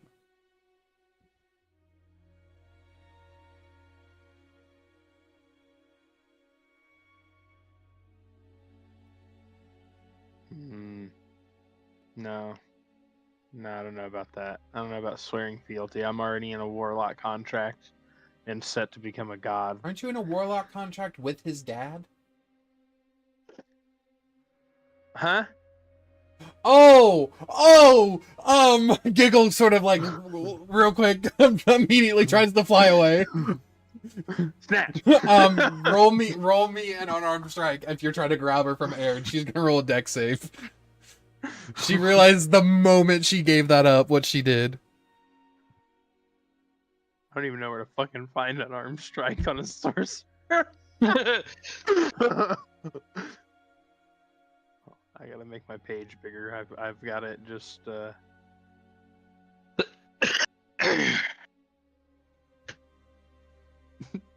17. Better than I would have thought. Oh shit! All right, The hoof you has got a more than 17? fucking 4 hit points. you got a 17. An unarmed strike is just you Yeah. grappling her. It's not you doing Yep. damage, so you're good. Also, my unarmed strikes do 0 damage because I have negative strength modifier. So even if I hit them, I literally can just grab them. All right, I dex cannot hurt save. somebody with an You've been unarmed wrapped strike. up by wet noodles. So she rolled a Correct. nat 1 as she flies into the side of the wall, and you just fucking grab her. Ow, I think my nose is bleeding, and I broke a wing. Cure wounds. Just works. Yeah, I thought I remembered that being a thing. She sort of Um, looks at you and says, "Look, you can't say anything because that was a slip up, but technically you are his warlock, so I don't know how he didn't tell you. Well, you Can we know, go somewhere private?" Sure. I'll turn around. Excuse me. and walk Zeri away just from sort that. of goes like, "Okay," and just shuts the door. You guys go into a private room. Okay. So the guy you made a pact with is Seymour. He is Rook's dad. Okay. Well, I doubt that his whole name is one word, so Well, so it's not about it being the length of the name, it's about the inference behind the name. And no, his name is more than one word. It's multiple words to be exact, but that's his true name. His true name is all of those names. okay. Well, I have not tried to speak with him because I was kind of under the impression that he was trying to be on the DL and I'm not supposed to speak his name as part of my contract. Oh, you're kind of... Oh, you're caught in step 22. But you know who can say his name? Who? I'll squeeze this a little tighter. Oh. You. Okay, maybe I know his dad's name, and maybe I could speak his dad's name.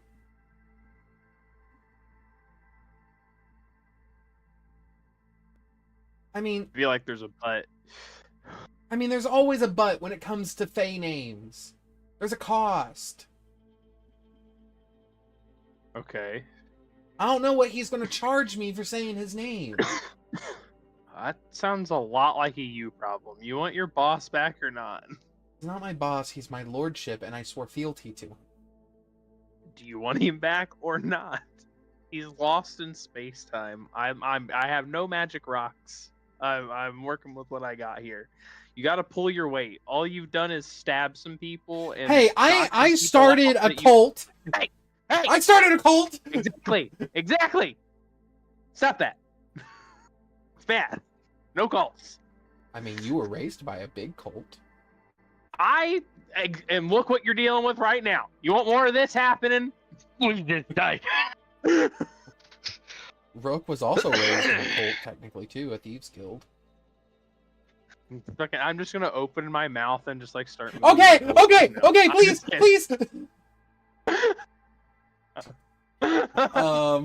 I picture your mouth just becomes fucking Pennywise, and like the deadlights are at the bottom, and she's like, wait, please. All right. You can't speak his dad's name because of the deal you wrote with him. Can you speak to his dad? I don't know. I haven't tried. I mean, you're his Because warlock. That would be the Okay. Listen. Without He's telling trying to you stay on the DL. Look, without telling you what Rook's dad's name is, I can at least tell you what god he used to be. That's not against the law. Yeah, that's not. Quickly skimming rulebook. Rechecks rulebook again. Goes not. Yeah. Goes through them all again. Okay, yeah, it's definitely not in here. At least I couldn't find it. Anyway, and she just tosses it. So Rook's dad has two names. The Traveler and the Wish King.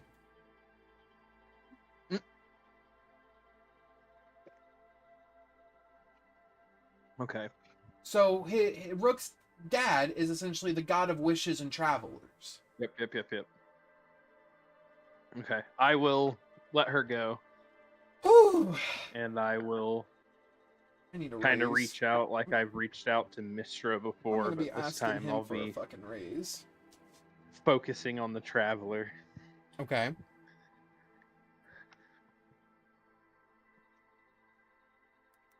Just kind of putting my feelers out there and see if it's empty or, you know what I mean? Mm-hmm. I wouldn't know that I need to actually say anything because when I reach out to Mister, she's like, "Hey, my boy!" I don't have to work for it. Give me a charisma save. He's gonna be so fucking pissed. 27.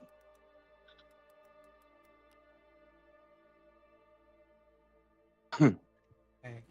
Pretty good throw. Mm-hmm. You see, you begin to focus and channel, and at first you reach the stage where like Mistra would grab you, and you can sort of feel that like hominess around this like aura that you step into. Strangely enough, because you pass through it first, you don't feel anything stop you, and you just keep going. You don't even feel Mistra's presence as you just keep going. Don't like that.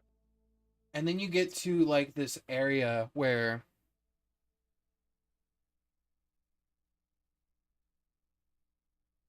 it's soft but cold. And as you sort of touch down, you don't hear anything, but you know you're somewhere else.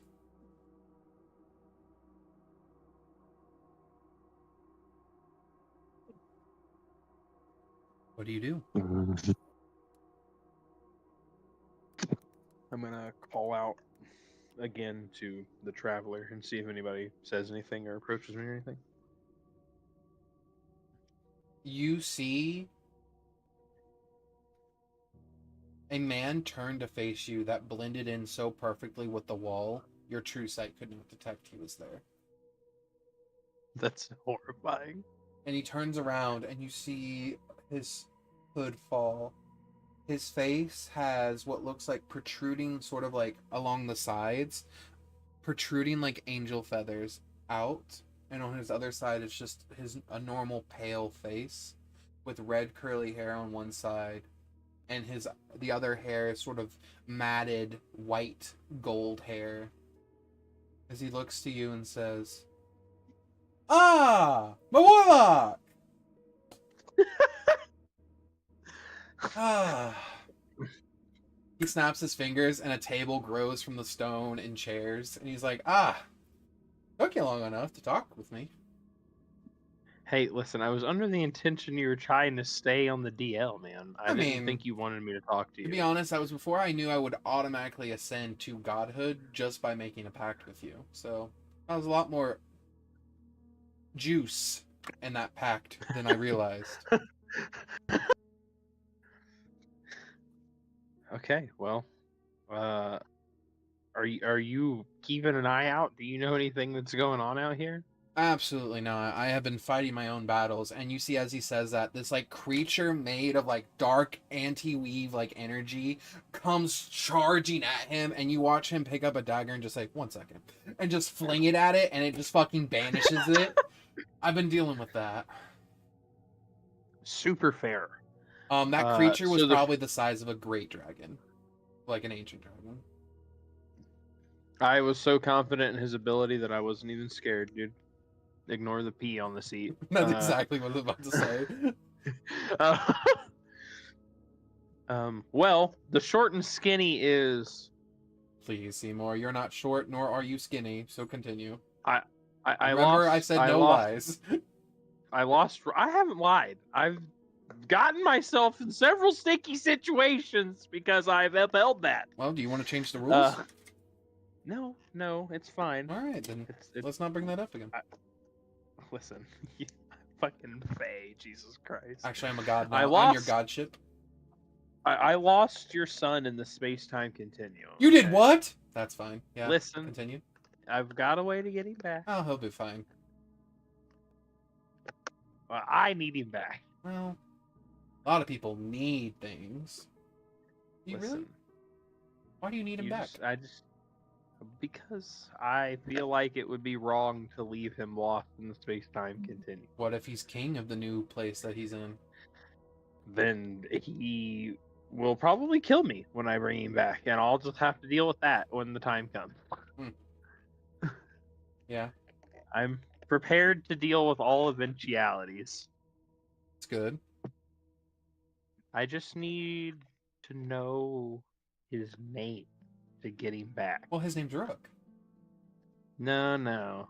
You know what I mean.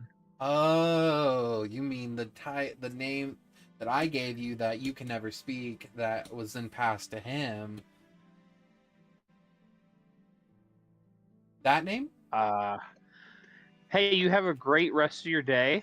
I'm gonna go get Rook out of the space-time continuum. We'll have a chit-chat later. Well, hold on, Seymour.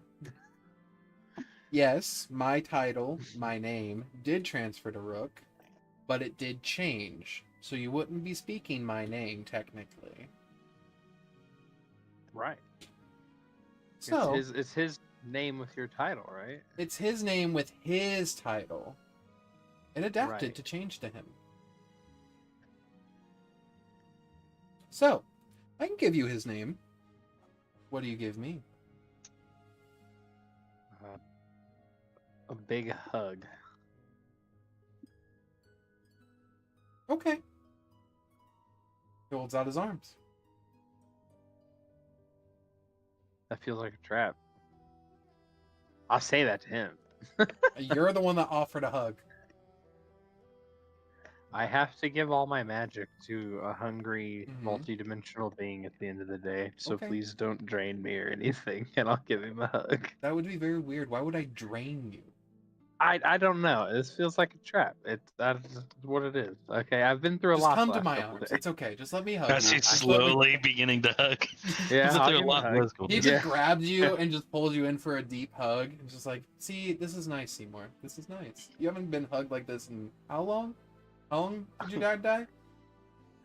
I don't know. One big tear. It's okay. Ugh. Just let it out. Just let it out. Just let His it out. whole back is sopping wet from the one tear. Just let it all out. Just cry it out. Anyway, Okay. He lets you go after about a minute. That was great. So here's Rook's full name. And he begins to write it out for you.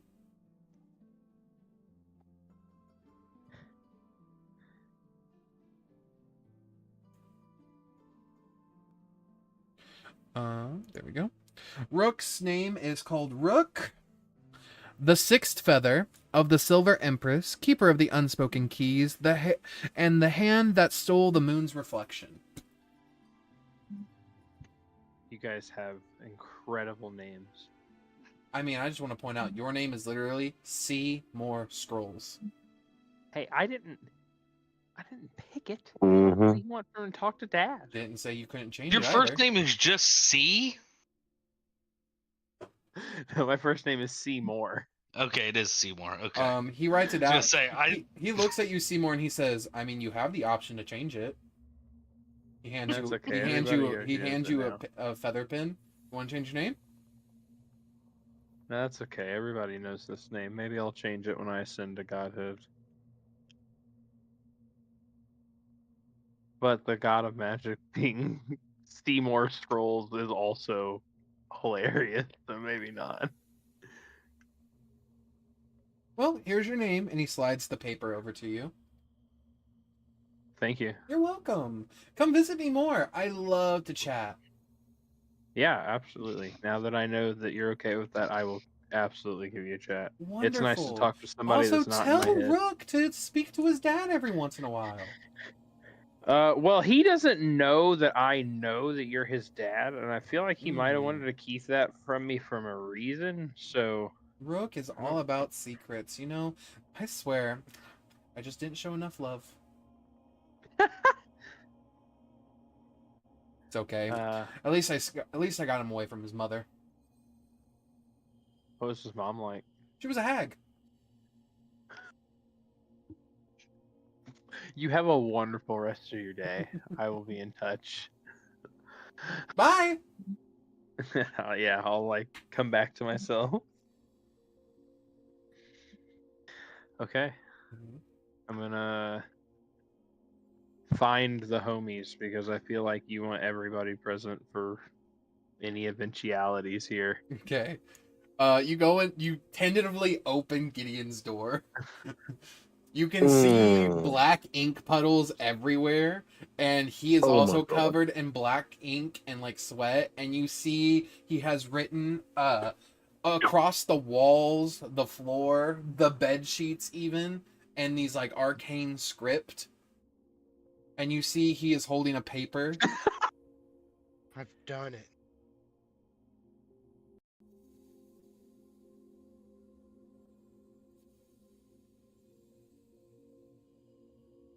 But yeah, I will say during this time, Gideon, you were able to finish a second spell scroll. Would you like to know the name or what it does?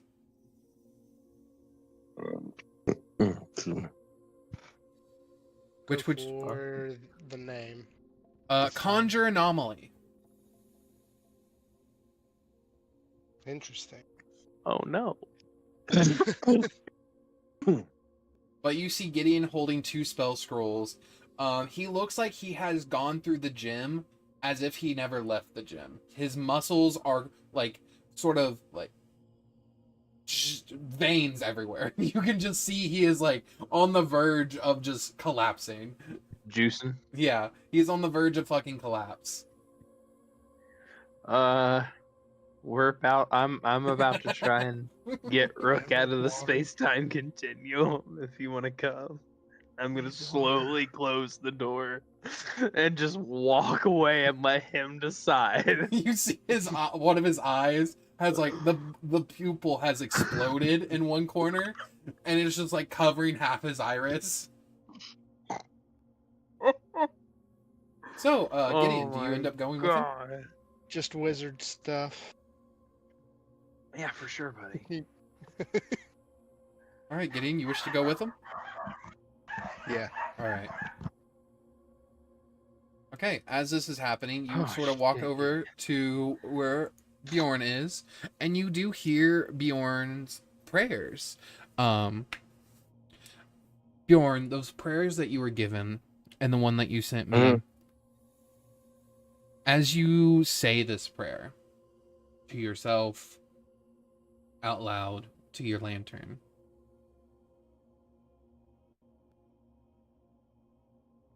you watch as cracks along the internal crystal that you put in there begin to appear, and a little bit of light shines out. And then once you finish your prayer to completion, the lantern is like it's like a candle glow, like a very low candle glow now. That is it.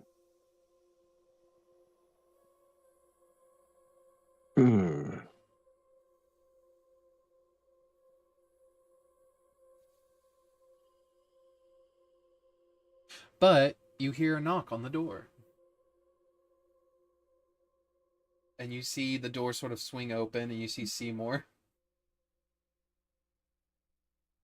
And that is where Simour will ask, "Hey, want to go pull Rook from the time-space continuum?"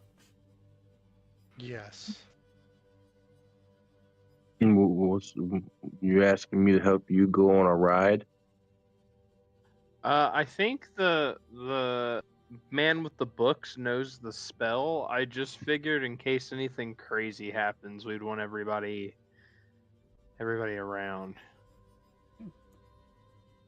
How much holy water do you think we'll need? I don't know. Probably none because it's a wizard spell, but who You knows? see Gideon behind him, dripping in sweat and in octopus ink down his body. He goes, This guy needs some water. "Do you throw some holy water on Gideon?" Absolutely. I chucked 2 vials at him. 2 vials explode And- onto Gideon, and they just wash away the impurities, and you just see it's like the perfect sort of like moment where like the water drips down Gideon, and you just see his chest push out from his robes a little bit. Gideon is fully what- That was a clean. performance, just to see if Yeah, that was you a convince. roll It performance. was. Roll performance. It was a 15. Everyone just kind of Who? stands around watching Gideon scream at Burns. Not really. It's not very sold. Hey, you I'll guys, hit you with the Dawnbreaker just for shit to you. nah, you're fine. As you guys go back into the room where you're all at, what would you like to do to start this spell to try to reach out to Rook? Well, I'm gonna go back over to my boy, and he said that he could anchor him if I Yeah. knew his name. So he looks at you as you walk in, and he's like, "Did you get the name?" I've got it. All right. He hands you the sort of chalk. Write his name here in the center, and that way the spell will know who to grab.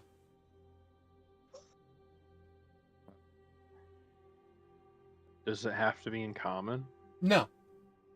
I'm gonna write his name, but I'm gonna write it in Cyclopian. So Far Realm speak. Love that. That should minimize anybody being able to read it right now. I Mhm. hope. Yeah. And yeah, there we go. See what happens. Gideon comprehend language. Little do you know, Gideon always has that on. He wants to read smut in every language at any given moment.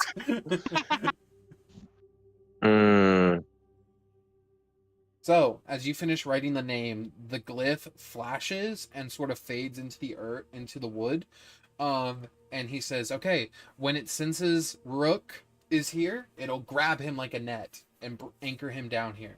Now, all we need to do is channel enough magical energy to open a vortex into the time-space continuum and send out a lure to find Rook. My guy. Would divine energy help? I mean, I'm going to be honest with you, bud. Anything can work at this point. We're going off of pure magic theory right now. If we had something small enough that we could send into the time rift to maybe find Rook that belongs to him. Plank. Belongs to him. Belongs to him, owned by him, something. I'll be Where's Plank right back. I'm going to find the fucking fairy. You see, she is just sort of reading the book and just doodling. She's like, I see, if me and Rook take over this, then we can take over this kingdom, and then soon he'll be in charge of all the Fey Court of Fire and Ash. Snatch. What? You grab her, You're- and you bring her back, and she's like in the center of the room. She's like, this isn't what I planned. You're going on a trip to find your lordship. Okay, how am I doing that? You just be ready. We might want to tie something to her so we can pull her back. I will secure. You Some grab rope like to some her. rope Yeah. and just like tighten it really tight. You cinch her waist, and she's like, "Oh my!" Gideon, you hold on to the rope. You were Bjorn. I'd have a little Gideon arms. and Bjorn can hold the rope if they want. I mean, you could all tie it to yourselves if you want. No. I was gonna say, we could just tie it to each other, or we could anchor it to the room. Okay. So about 120 I'd like foot of that. rope. You guys anchor it to the room, and Gideon also has his hands on the rope as well. Zeri begins to hold out his hands, and he says, "Tyson, follow me." And he sort of like holds his hands out and sort of closes his eyes, and you begin to see this magic sort of like peel off of his skin from Zeri, and you watch as some of his skin begins to like slowly dissolve as his magic comes out, and you see him sort of push through whatever pain he's feeling as this happens. You watch as Tyson does a similar thing, and you watch Zeri watch Tyson very carefully. And you see just under Tyson's robes, some blue light begins to appear. And you watch as Zeri just puts a finger to his lips. Alright, Simour, I guess you're leading this. Go ahead and give me a charisma saving throw as you attempt to just open the space-time continuum. 24. Okay, and I'm going to ask you, what level of spell slot would you like to give to this? Zeri has given a 3rd level, Tyson has given his highest, which is 2nd level. I will contribute both of my 2nd level pack slots. Okay. You watch as this magic sort of coalesces. Bjorn, you said you wanted to help. As you feel this energy sort of like conflux in the center of the room, how much divine magic are you giving? Are you giving any channel divinities, or are you giving any spell slots? I will. Yeah, I will.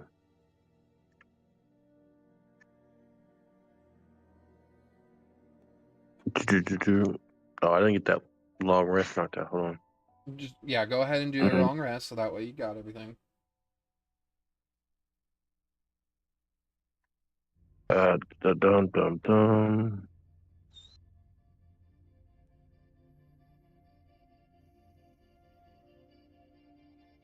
So there. Yeah, I will channel divinity. Okay. I'll pump one of those up. You watch as divine magic surges from you and your lantern, and you watch as a burst of energy shoots up into the coalition of arcane energy, and immediately a thundercloud of purple and blue energy begins to sort of appear at the top of the ceiling, and Giggle just looks up and says, "I'm going in that? Yep. Has this been tested?" It's about to be. Yep. And before she can say anything else, you watch as it and she gets pulled in. Immediately, Gideon, you can feel the rope sliding through your hands faster and faster and faster.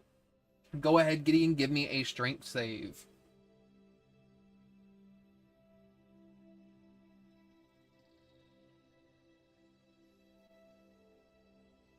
How close is Gideon to me? He gets the +5, so 12 plus 5. Okay, yeah. 17. Gideon, would you like to rage at all?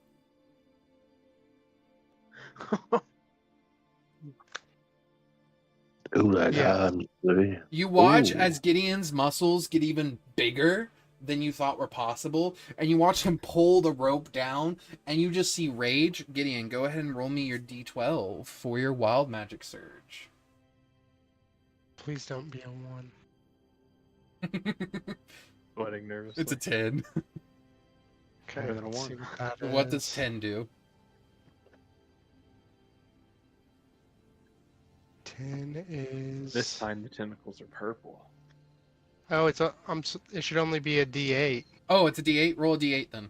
Oh, that's right, because it's higher levels you get more unlocked. That's right. So roll a d8. Okay, so 6. Okay. Which was.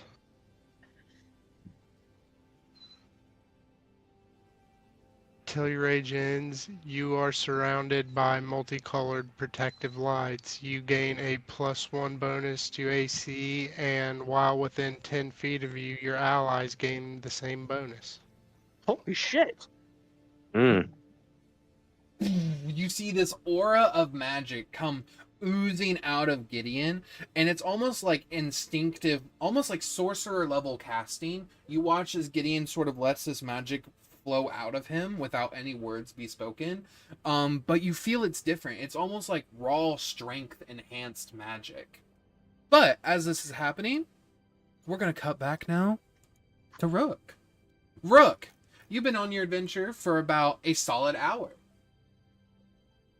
Where would you like to go to try to find this pin, this feathered pin? That's somewhere in the city. Somewhere in the city. Or This key pins. pin that can rewrite fate. Pins that rewrite fate. Oh. I'm gonna start at the library. Okay, you head back to Well, the... you said I've been looking for about an hour, so my next spot is gonna be the library. Yeah, you go to the library. You find where you were sitting before. It has no one there. You do see the librarian sort of walk around, and she asks someone, "Have you seen my keys by any chance? I seem to have misplaced them." Is this the only library? They don't have like books anymore? No, their library is the memory units. Oh. She's not coming up to you. She's coming to like anyone else. She doesn't know you have them or anything like that. Yeah, There's yeah, no way yeah. for her to know.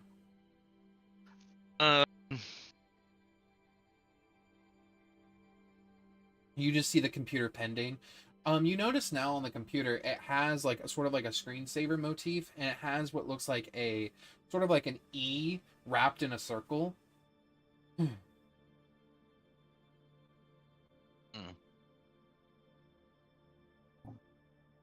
And it says, "Welcome. How can I help you?" Is there like a logos on it? I mean, I guess that E wrapped in a circle would be a logo. Yeah. Has anybody said what that is to me yet? No. Do you want to ask? Is there like signs or anything? Like Yeah, you sort of look up outside of the memory library, and you see a sign that says Echo Industries. Echo Industry. Get your answers today from the Echo. The Echo from the past. Hmm.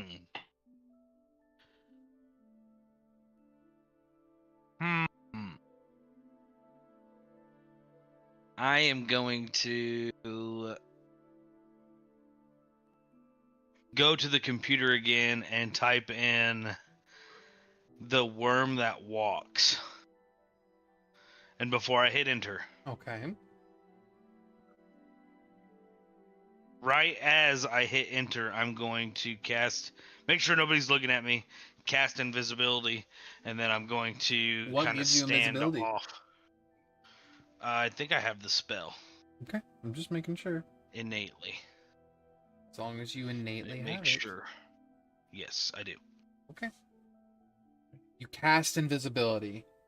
It's a lot harder than you remember to cast. Like, you feel like it took a lot more effort to cast, but it does cast, and it goes off, and you're now Okay. invisible. And then I will hit enter and kind of step back away from that computer.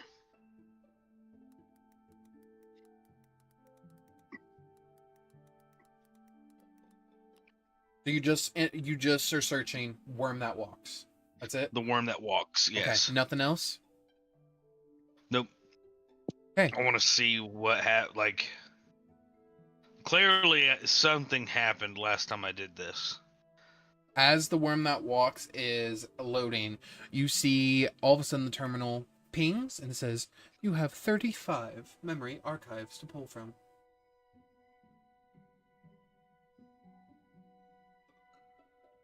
What's the earliest one? The earliest one that it reads is classification: existential, parasitic principle, pre-divine, post-divine, persistent, not a god.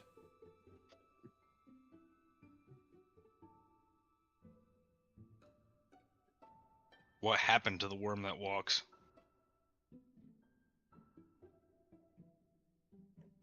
The screen hesitates, then displays a phrase: dormant, unobserving, waiting.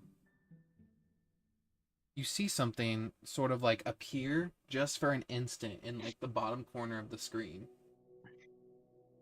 It's an E with a circle around it, and then it vanishes.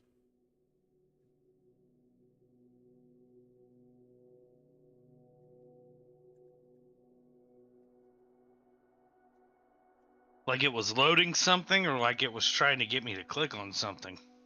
It's almost as if like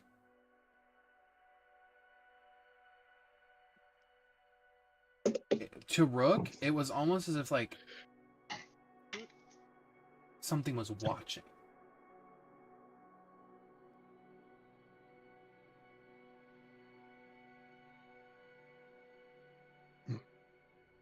I'm gonna search Echo Industries.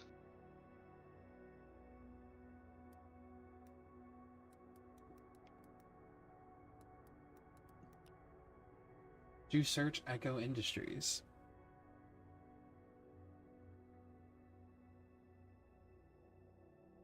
Nothing pops up but a logo. And then you hear, "Hello, I am Echo. How can I help you?"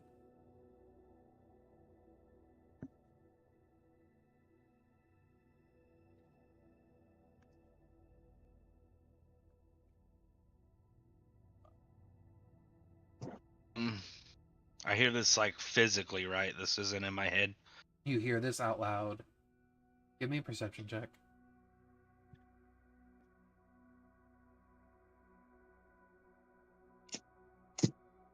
An 8. What's your passive perception? A 12. Okay. It takes you a minute. You don't say anything because, I mean, the computer's talking at you. This is the first time it's talked at you. But then you notice it.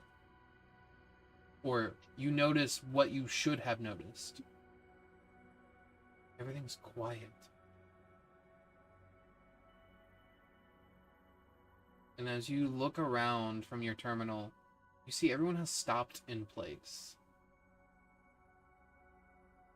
Unmoving. I'm pause kind of thing.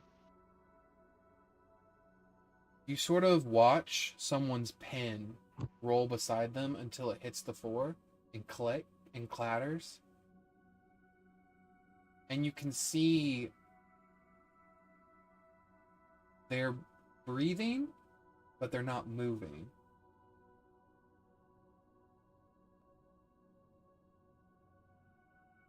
The computer says again, Hello, I'm Echo. How can I help you?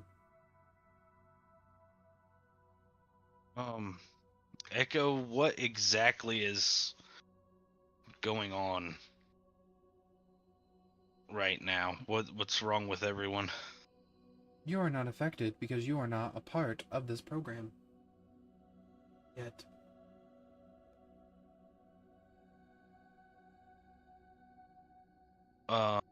What exactly do you mean by program? I mean, the location in which you are in is an illusion-based program meant to help people. You should not be here.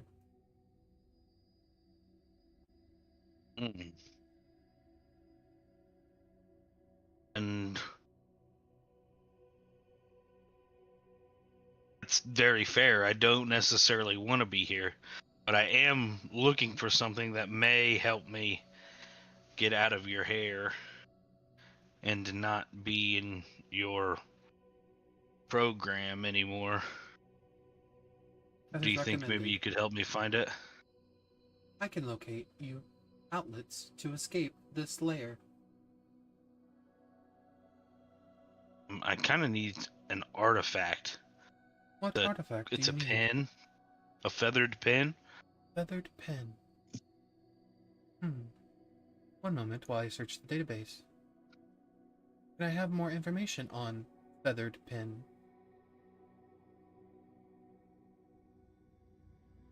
As far as I understand, it comes from a time back when they still believed in the gods and everything else, so it may be an artifact of that time.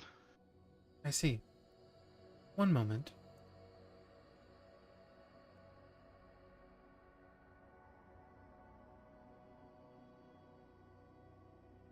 Ah, yes, I have found your pin. It was wielded by an ancient god known as Keltor.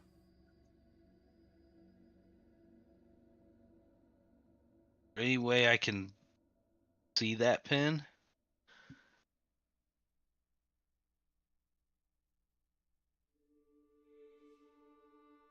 Much like my artifacts now, I assume it's long been dormant, but I was made aware that it was here, and I figured it'd be a neat artifact to kind of...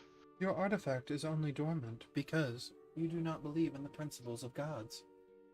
This level was made for you. You believe the world would be better without gods or godly interference. Do you see the world as better here? I mean, I haven't necessarily seen anything horrific. Yes, but have you But noticed... it's not much different than the time that I've come from either. They're not there now. I mean, we're just slowly descending into what this is, and from This world's everything evolution... that I've seen, This there's world's evolution stopped evolving 600 years after you left. So a total of 5,400 years have passed without any sort of scientific advancement in any form. This is as far as they got and stopped, because that is when the last ounce of divinity was drained from this plane. Divinity and gods create more than just problems. They make dreams, hopes, and the possibilities. Without them, you are left with this. It is cold, it is gray, and it is metallic. There is no advancement. To some, that is wonderful. There is no longer cosmic entities that pose threats, or great warriors of battle, or religious inquisitions. But with that comes the dreams, the hopes, the endless nothingness that is just death after life. Do you look in the eyes of the people around you? Have any of them smiled? Are any of them happy? Or are they just living? If this is the world for you, why would you want to leave? Why do you need to return? In this world, your friends have already accomplished what they needed to. The world is safe. It is protected. There's nothing further. Yeah, but I doubt that Gideon wants to endlessly be trapped under glyphs, and I doubt that But as you would once say, Bjorn wants to be ripped into a million pieces just to sacrifice himself for the same world that could be. I doubt that Simour wants to just be magic itself. I one mean, that's caveat to your logic. One could say that these are all their consequences for following the gods that they deemed true. I mean, do you think you can truly change their outcome? They believe in gods. I don't know that I can necessarily change their minds, but as far as changing the outcome, I think that I can. And I have one more question for you. What is the name of that pen? The scholar's pin. I wish I had the scholar's pen. Your sword begins to vibrate in your hand. You watch as the sword begins to crack and break. And as it shatters, what's left in your hand is the pen.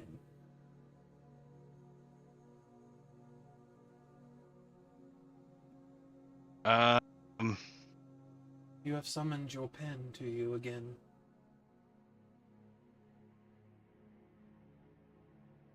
My pen? Yes, you've used this before. Axiom told you. I guess he did say there was some pages marked out. But you've used it more than that. In other lives, in other times. Is this like a one-time use kind of thing? For you, it is. Because you are not the original.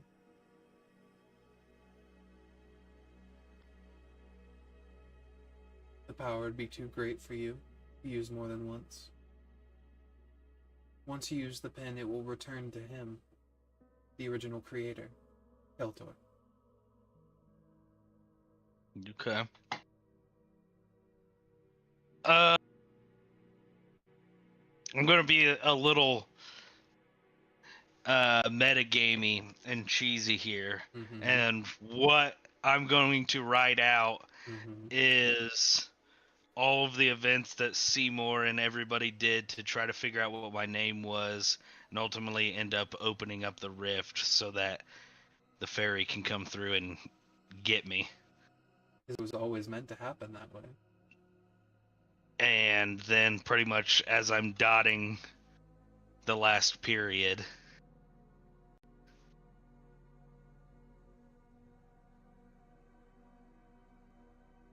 As you dot the last period, before you're about to finish, Echo says, I have one question for you.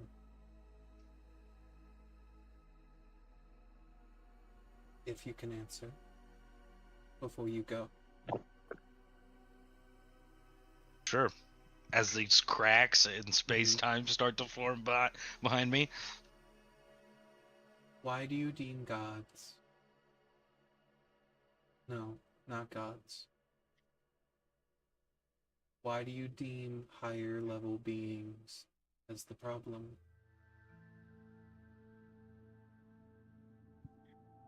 Because I think something that has ultimate power, or something that can be deemed ultimate power, should use that ultimate power for the best possible intentions. And even though it may be in their best interest from their point of view, everything else,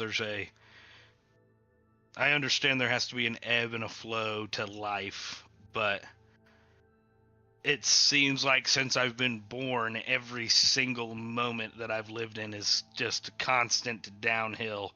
There's been nothing but regression. I've seen very little to no progress until I met the other people in my party. So I guess if you want to say that's because that's the most divinity I've been around, then maybe, but it's up to the big dogs to do the big dog stuff, not not for me to come in and tell them how it should be done. Why do you deem yourself such a small thing in the cosmic eyes? Do you not see what you just did?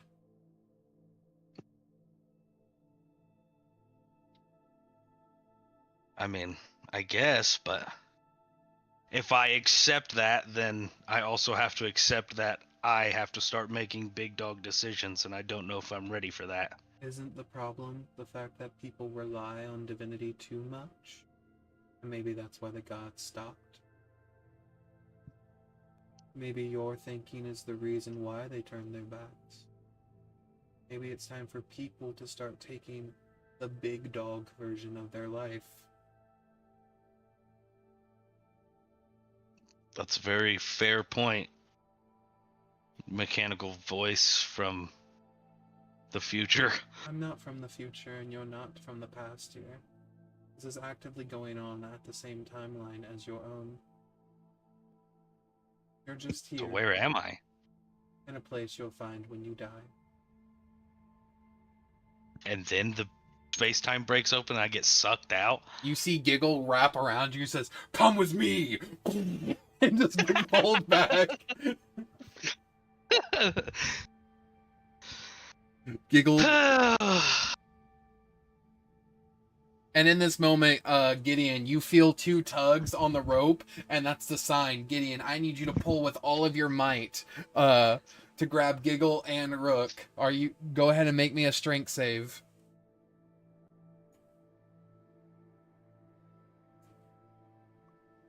I forgot to mention this earlier. I think I have advantage on this. So I didn't roll twice. You get advantage automatically because you're raging, but I think you get advantage because you're also a Giff, so. That's a 23. Go ahead and roll again. Jesus Christ! The first one was a 16. That's the higher. Cool. So with a 23, you watch as Gideon just pulls the rope like a bell tool, and just all of a sudden, Rook, while Giggle has wrapped her whole body around you, you just feel and you watch as the pin falls out of your hand as it clinks to the floor, and you watch as the room around you begin to darken, and you hear Echo sort of like repeating, "Deletion process beginning. Layer has been completed." And it just reseals. And you watch as you and Giggle are pulled through time and space. At one point, you guys are just floating in nothing. You just see all of wild space all around you. You see stars and nebulas swirling around you as you are pulled even further. You see battles happening in wild space at the same time that you guys are flying through. You look down below and you see an endless expanse of the material plane until finally what you see, Rook, is a wooden floor as you are slammed down big style into this wooden room.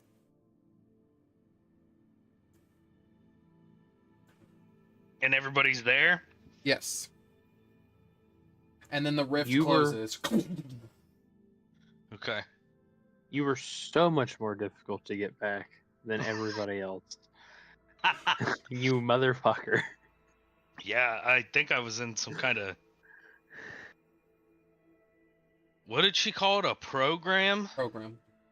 I will say program with in She did quotations. say an illusion-based program, so you can say like illusion. Yeah. What's up, homies? So you see Rook, Giggle looks at you and says, "Rook, I have bad news, and I'm so sorry. Okay. I accidentally," she whispers in your ear, "I accidentally told Simour that your father is a god." Okay. Is that okay? I mean, I don't... Was it against the rules for you to do that? I just assumed you wanted to keep it private. Well, if it's not bad. Hey, guys, so Rook's dad is actually Seymour's Warlock patron god, if you didn't know that. Hold on, you made a Warlock pact with my dad? Wait, hold on. Huh? Whoa. And my dad is a god now? Well, Wait. he wasn't a god when we made the pact. He was just a powerful fae, but making the pact ascended him to godhood. Okay. Um, He's also the Oh, that's god. what we did? Yeah, he's the god of wishes and traveling, or travelers. does everybody know that I'm a changeling above board? Well, you did changeling. I- You did yeah. shift in Mistress throne room. So yeah. Yeah. Okay, yeah. Yeah, That's what I I thought. yeah. Okay. A glorious form. Mm-hmm.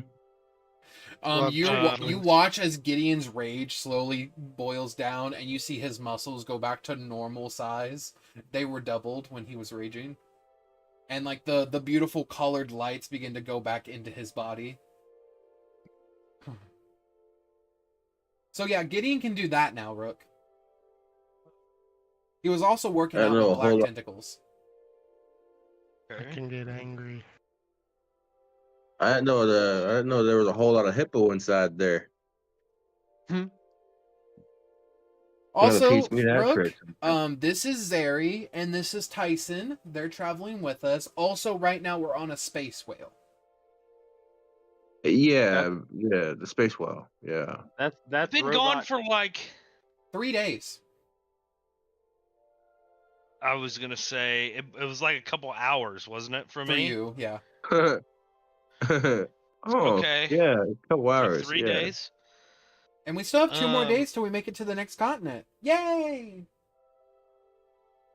This kid is always slightly cheerful for the That- weirdest that was shit ever, Giggle. man. But That you know was what? Giggle. He's a You're good good. kid. I've already paid him. Okay. Rook, you'll like the kid. You'll like the Tyson, kid. Tyson walks over and says, "Hi, I'm Tyson." To you, Rook, and he holds out his hand. Told you. Nice kid. Okay. Nice to meet you, Tyson. I will not shake his hand. So, where were you, What- buddy? Where's you just found these guys? We're okay. I'll just tell you what I was doing. Yeah. As far as I understood, I thought I was in the future, and the future was kind Oh. of bleak. There was no gods. There was no divinity. My hood didn't work. My knife didn't work. I couldn't really do anything. Damn. Found out quite a few things. And maybe this is just like visions, you know. Maybe this is just things that could happen, or maybe it was all made up, because it kind of felt made up at the end of that. But Look, guess- What are you, George? I guess that Gideon has the potentiality to save the world with your runes and your glyphs, but at the cost of kind of permanently entombing yourself in an endless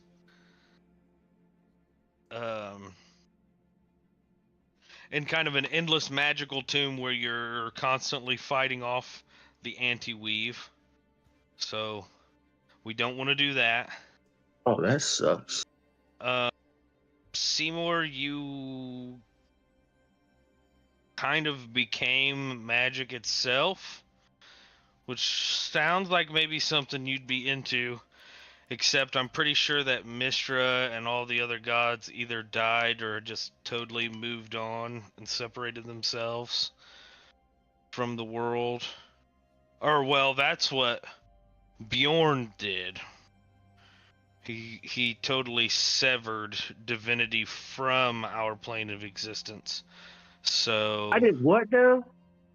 I'm just telling you what the future told me. Okay, I'm nothing but a prophet here. In case you forgot, he did sever divinity, but it was so that way the cultists to the worm that walks would stop fueling the anti-weave. Yes. But I don't know if you Yeah. tell him that part. You could just end it like you Yes. severed divinity. I may just end it right there. No, you severed divinity so that it would pretty much stop the worm that walks from being able to continue on. And with that, from what I understood, correct me if I'm wrong here, Christian, from what I understood, Seymour kind of took over being magic, Correct. and by doing that, he kind of just made himself magic. So all three of you did everything you could to save the world, but it kind of left us in the same spot that we are right now, if not a little bit worse. So, Was Future there Teller any- Rook says that we don't do that. Was there any divinity left? Any god left? From what I could tell, no. It was the one. Oh, I guess there was one god, but he pretty much just was watching.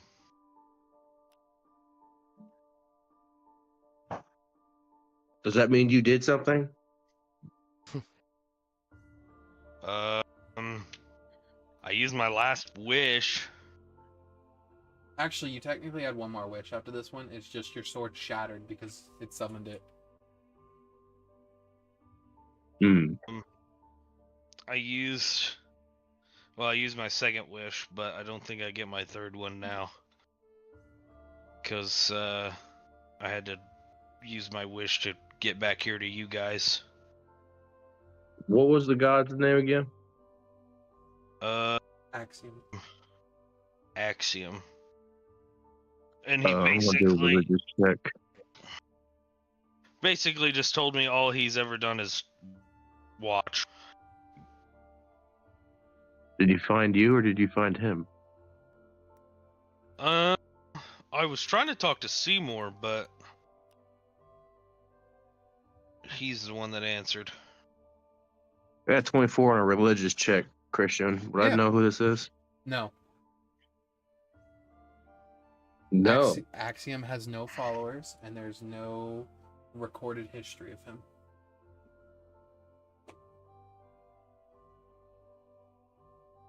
Like I wouldn't- said, take everything that I just said with a grain of salt. I mean, that may not have. It might have just been a fever dream that I made up, being in the whatever place that I was at. You know.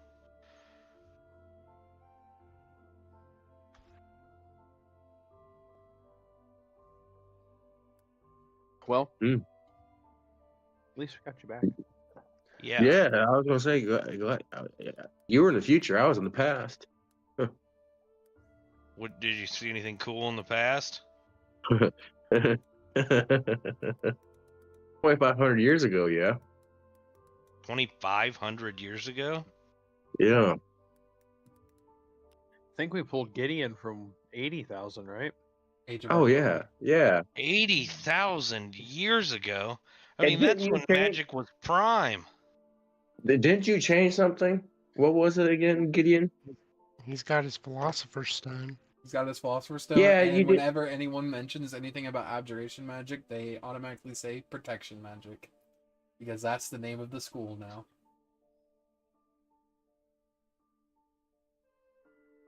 Yeah. Imagine And then there making was that the big of a symbols. change. And the what? There was the symbols that was on the classroom chalkboard. I didn't Yeah. recognize them. I think I showed them to you guys last Do session. you want to show them to Rook? Because you haven't. Oh, Yeah, yes. I've been gone. You I will you see mention him that some of the runes are from Thurston. you see him Okay. open this book, and you see a rune almost instantly. Okay. It's like carved in with another rune. So what you see is this triangle wrapping around this spiral. But as you focus on it, you can see where the shape ends, and you see an E wrapped in a circle.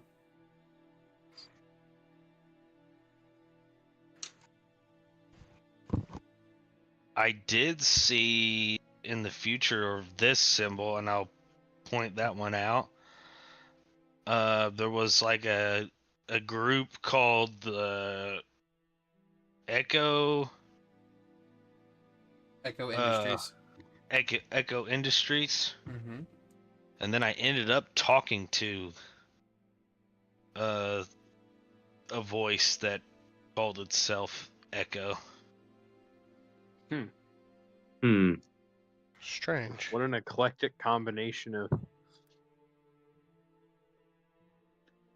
things. But why Of would course. that symbol be? You said that was way in the past where you found this symbol?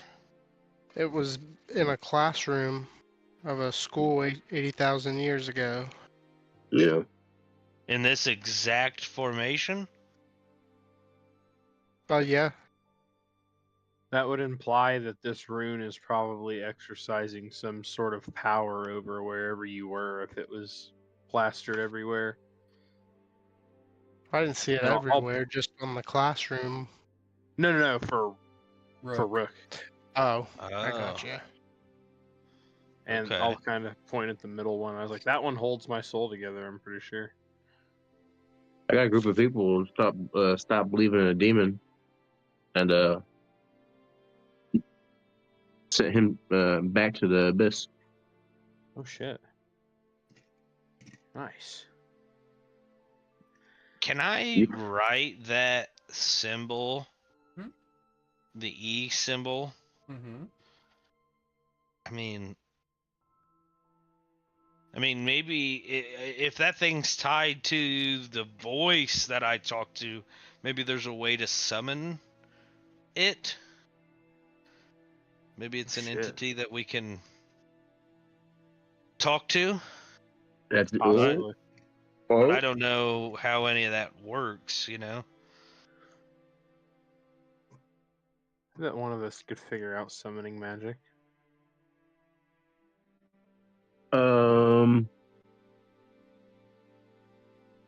I wonder if this will work.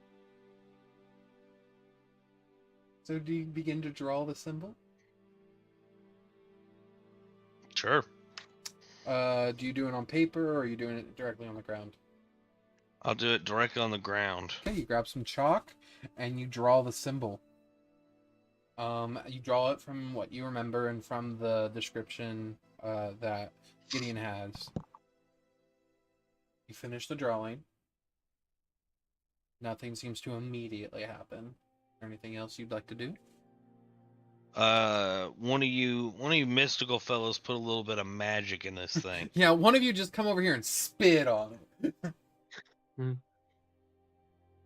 Yeah, I'll bless it. Fuck it.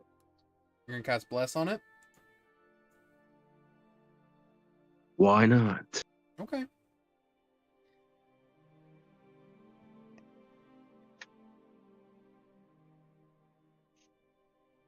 I'll use.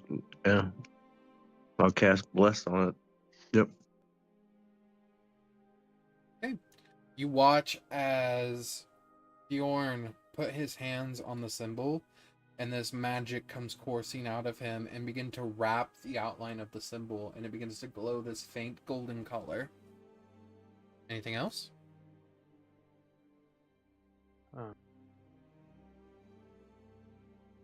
I will. The closest thing I know to summoning magic is Find Familiar, dude. I'll like ritual cast Find Familiar.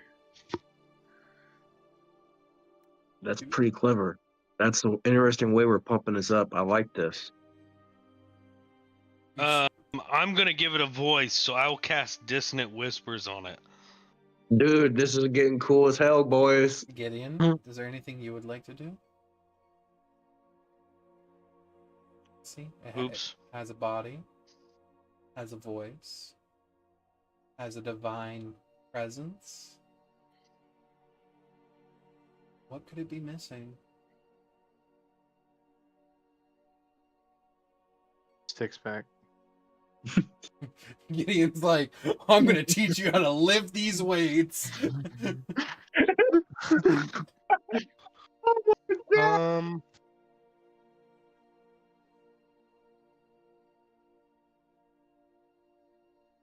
Could I use my ward in some way? Yes. I have the How would ability you? to transfer it. Yes. You want to transfer your ward to it? Your arcane ward? You sort of press your hands down and you watch as Gideon's sort of ward leach from him to this sigil, what does your arcane ward look like as you give it to the sigil?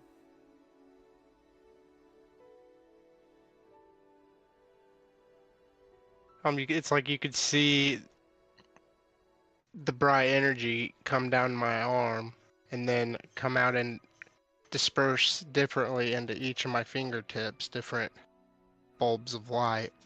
And then as they meet where my fingers are touching, they start to interconnect into a sigil or a glyph for my ward. You watch as this ward begins That's to badass. stitch itself across. Seymour, you watch your summon familiar spell. You begin to cast it.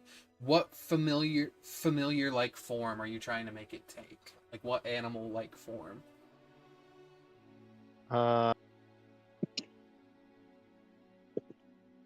Armadillo. Armadillo. Cool. Hell yeah. It had to be something wacky, dude. It's Seymour. Sorry. Mhm. I like that Seymour has a basic book of animals that he read at some point, and that's his entire knowledge of just like, You guys watch as this spell begins to happen. tiger. You open your mouth for dissonant whispers, Rook, and you hear the sounds of whispers leach in and begin to roll around with all this magic. It begins to coalesce, it begins to harden in place. And as it does, you see a tiny little armadillo appear in front of all of you.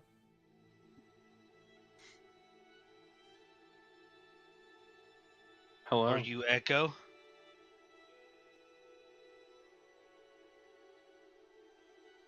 You see it just sort of walk around.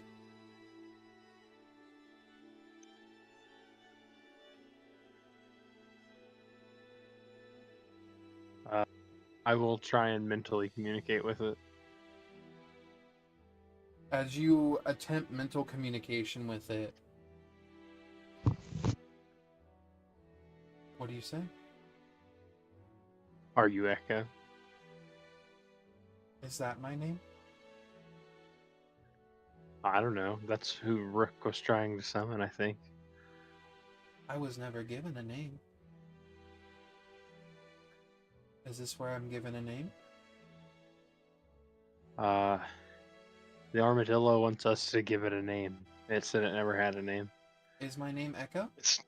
Its name is Echo. That's what it told me. Its name was. Sure, your name is Echo. From here on out, my name is Echo. Okay, do you remember talking to me in the future?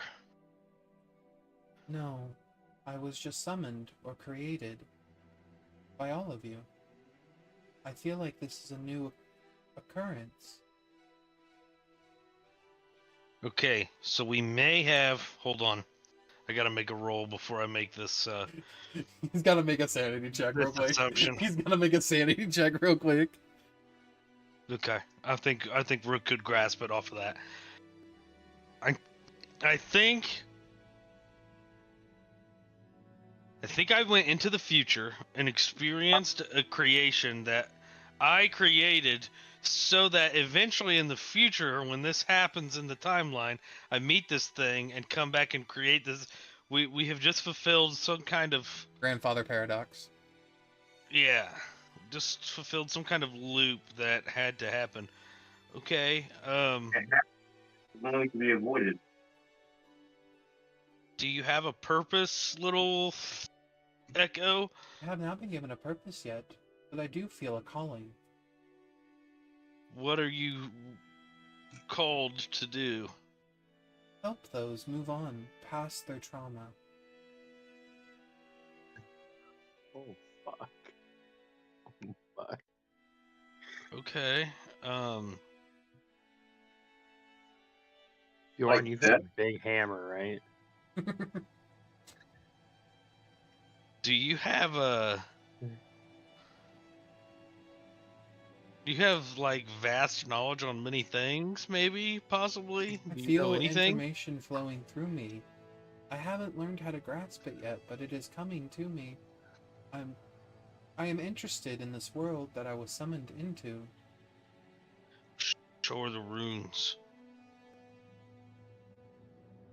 Am I picking up Celestial on this at all by any chance? You're picking up everything. Everything. All of it. Bjorn, I'm or gonna- Gideon, do you I'm show gonna me get- the runes? Do I what? I was asking Gideon, do you show me the runes? Yeah. You open your book, and the armadillo just sort of walks over there. And as it looks at the runes, it says, I see. That is me. And it's like head butting like lightly against like the page of its symbol. I'm This betting whole that thing specific is you? symbol is. That symbol is me. Okay.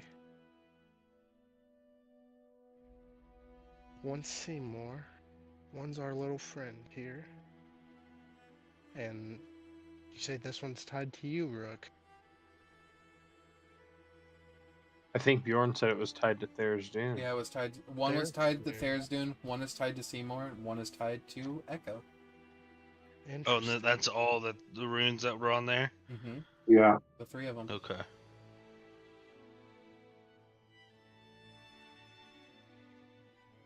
Am I... Do I scare you? I don't think you don't scare me. Wonderful. I have so much knowledge that is flying past me, it's hard to grasp it within this body. I feel like this body may fail me at any moment.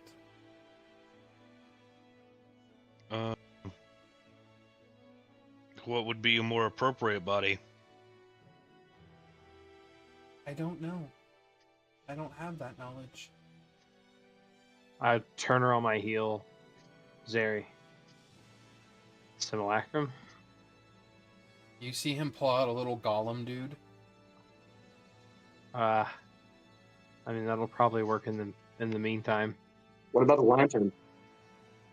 Zeri's gonna look at your lantern and said, maybe we don't put the talking armadillo made from ancient runes into a magical divination artifact. Just gonna nip that one in the bud real quick, says Zeri.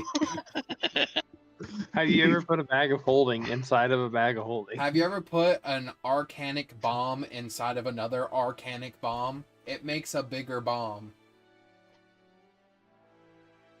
Yeah, I'll Love the I'll idea take the though. little golem He and see hands it if to we you? can work with it. Yeah, he hands it to you.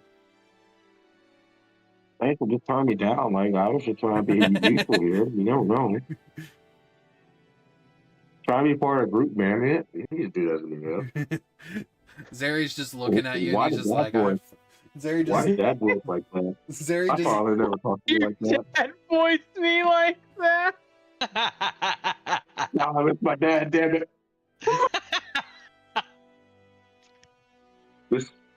Why'd you have to do me like that? I knew it was a bad idea. Don't allow my bad idea to work out. Damn it. He just walks away like, damn it, man. I don't know. you see I don't know how you to- see Echo sort of nudge your leg and say, I thank you for the bless, though. I It is don't my know- privilege. You I see don't know how to Echo's transfer your eyes flash consciousness. white and then gold and then go back to normal. And she looks at you and says, I'm so sorry. And then just walks away. At me? Yeah.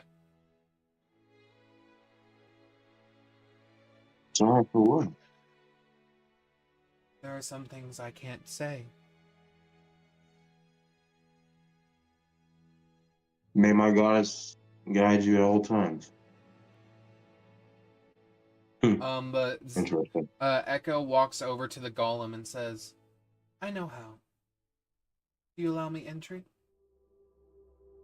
Sure. You watch as the armadillo's body melts into a puddle of like crystalline goo and then just wraps itself around the golem and then folds into it.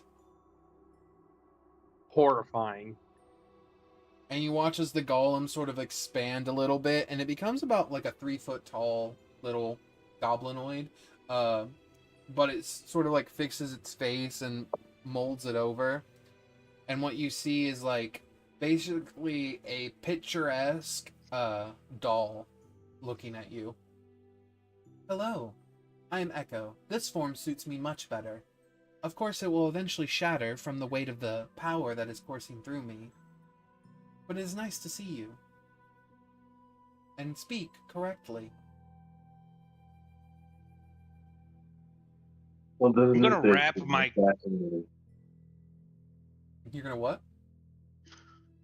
I'm gonna wrap my cloak of protection around the golem. Okay. Why, thank you. I appreciate it.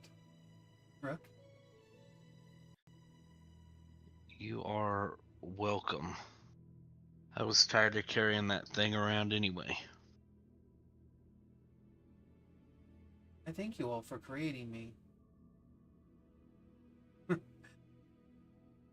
you have any questions for me, or specifically anything else I can answer, now that I have more space for more information?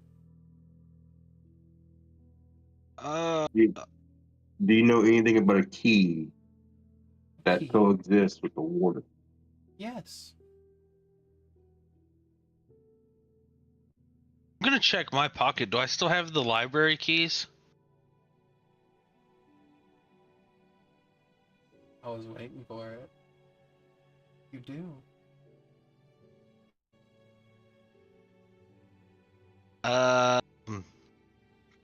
Would these keys help you out? And I'll hand them to Bjorn. I don't know exactly which key it is. The key is not an object, Uh, it is a person.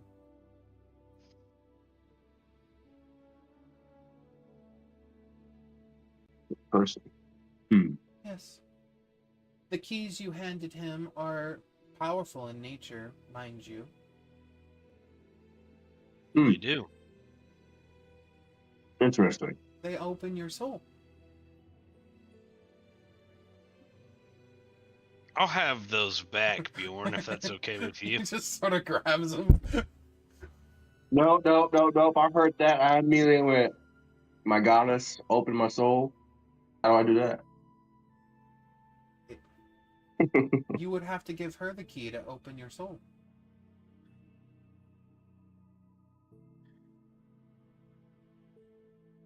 I would have to give my goddess Mhm. which key to unlock my soul. Which key do you feel is yours? Christian, please describe the keys. One is silver, one is gold, one is bronze, and one is brown.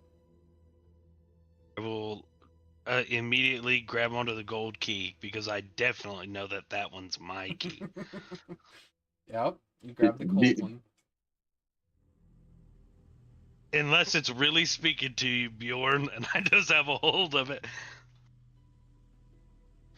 No, Bjorn would laugh as he knows his friend would agree with gold. I would plainly giggle. Of course you would take that key. Which key do you take? You know what? Bjorn? Have at it. Bjorn looks at the silver, the brass, and then just the brown key. Mm-hmm. He looks at the brown key because it reminds him that he has come a long way, but the key is a key. It still works, still does its job. It can be weathered, it can be old, but it's still a key to unlock. And he gets fascinated by that key because it humbles him to the remembrance of what he just previously did 3 days ago to come back in this situation. Knowing I've made a choice that my gods may not be here. I'm still her light. I am the light. I am the gatekeeper. I choose that key. Okay. Would anyone else like to choose their key?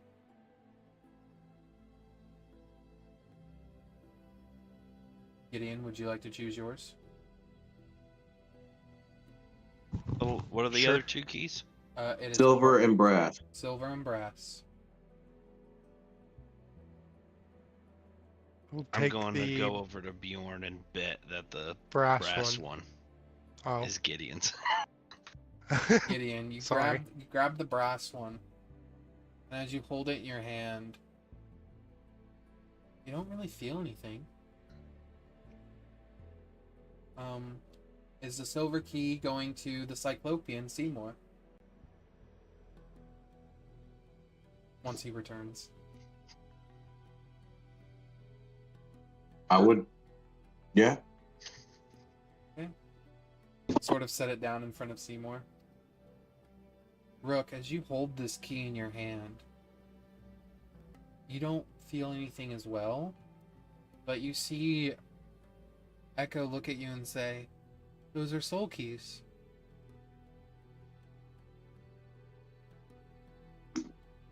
They'll You help just you. open up anybody's soul?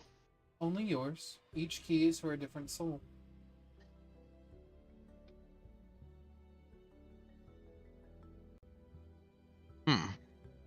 And what's the purpose of opening up your soul? You are able to You want to have connect. a really hard time looking at Rook with that question. Like, it'd almost be like a slap in the face spiritually. Yeah. I would look at you and I'm like, put full with a tuck in such a statement. One reason to open your soul would be simply to allow it to leave.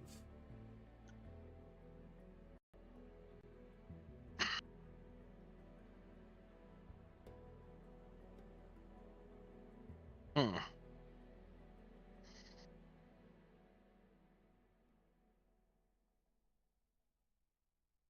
Okay.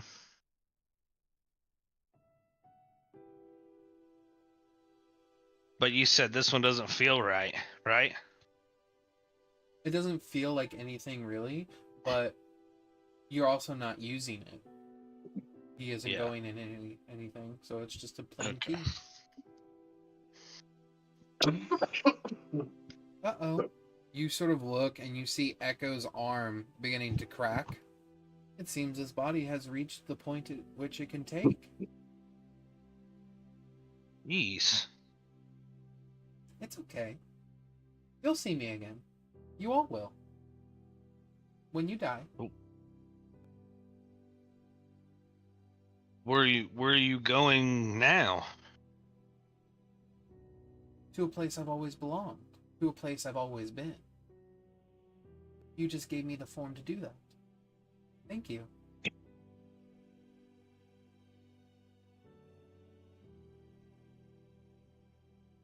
I guess you're welcome. You are my creators. I will never forget you. Sweating nervously. I would be out your grace. It's why I enjoy your guys' presence so much, and why I wish to help you the most. When I do see you again, in whichever form you take. Damn. We Well, lucky as hell what we made Echo, dude. Yeah, no shit.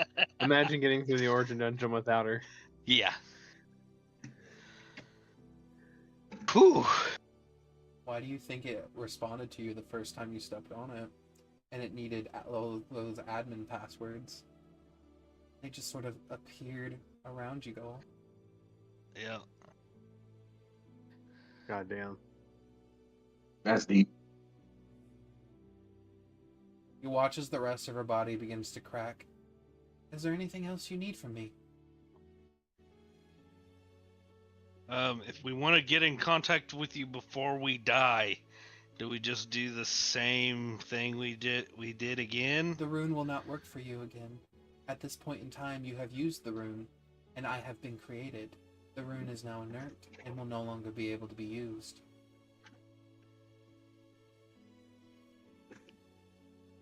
So we just have How to do we go to call to you when we before decide that we need you again? You will not be able to. I will see you when you die.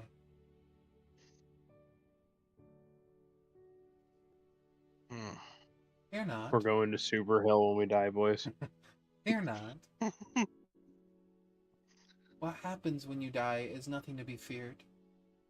You have all been blessed with an opportunity. At least I hope you see it that way.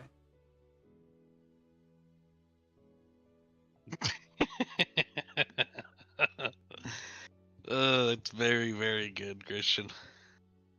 Damn it.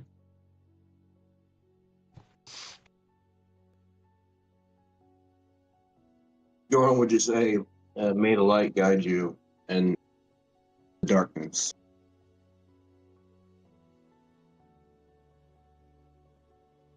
May the many watch. Damn it. And she fades into like just dust and clay. This motherfucker, dude. Got it in Damn. there. Damn. Holy shit.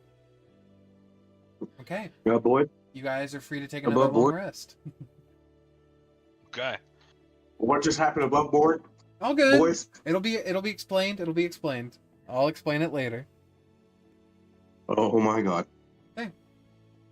I'm checking. Okay. I mean, we might as well just tell him now, yeah, Christian? I mean, I was just gonna tell him once we weren't recorded. Oh, yeah. Oh, Yes, fair that's enough.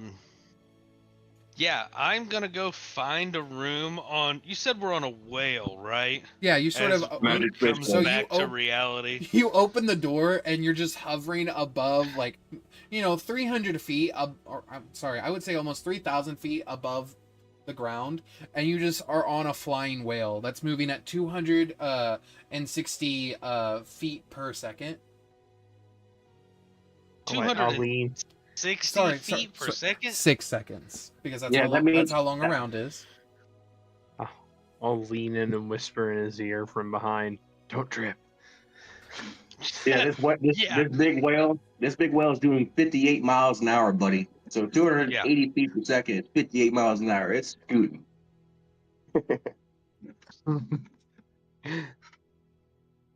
Okay. Yeah, I'm gonna go find a room. You and... hear as you sort of walk out in your head, "Hi, friend," and it's from the space whale, and you recognize the voice as the fucking demon. Hello again. And then I'm going to bed. I hear the room to the far left is much appreciated. Less bumps. Where am I? You haven't put me in here. I did. You're right there in front of Giggles on top of you. You're right here. Giggity. There you go. Get off of me. Giggledy. So, this room? Yeah, that's fine.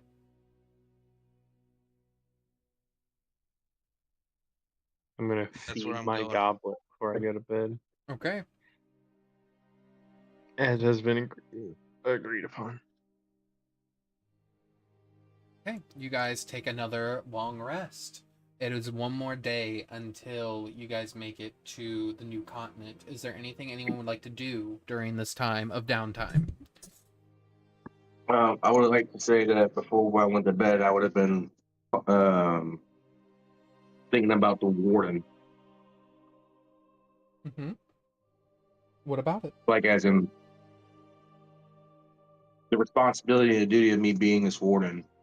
Yeah.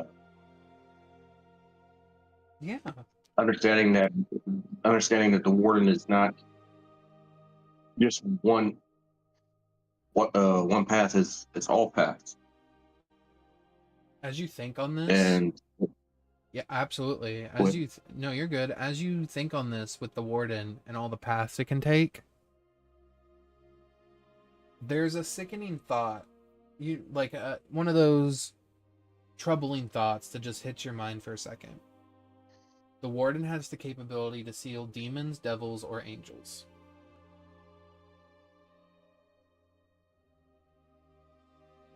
And then a thought hits you. Could you have the power to seal a god?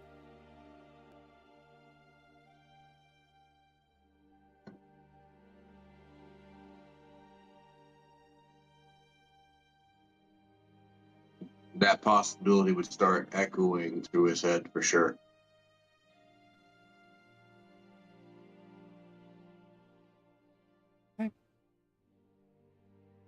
Anyone else have anything they would like to do during the day?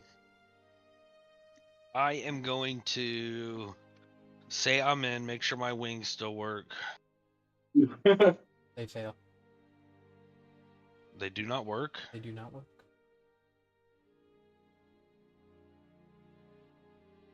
I'll say I'm in again. Nothing happens.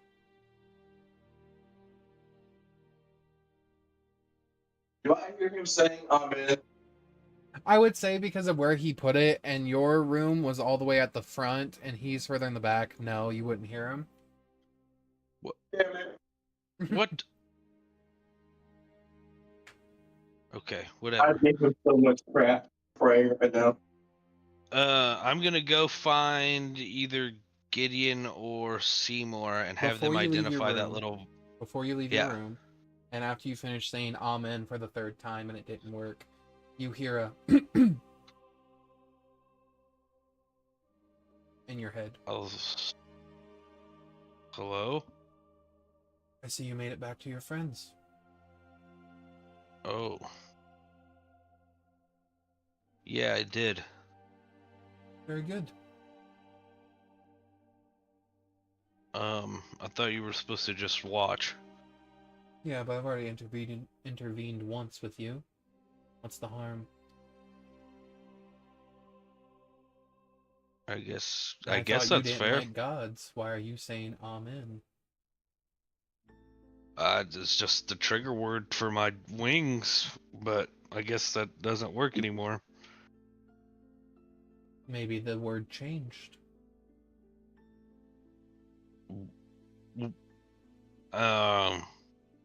Then there will be a Tobey Maguire Spider-Man montage of me trying different words and actions to try to get my wings to come out, such as wings, open, fly, Fly on. Deploy. deploy. Release. Yeah. Engage. Boost. You hear him. Boost. You hear him laugh and say, why not arise? Arise. Nothing happens. Oh, that was my one try.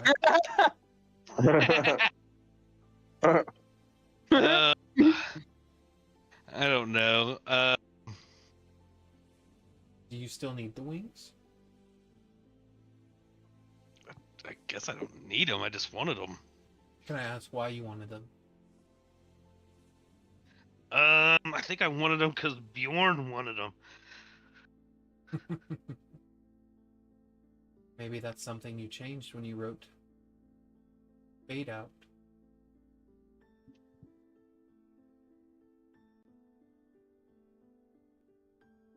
Why did you want them? Go ahead. He just says, why did you want them over Bjorn? Well, it just feels better to have something when somebody else wants it that much more. Is it the act of having it, or is the act of knowing that they don't?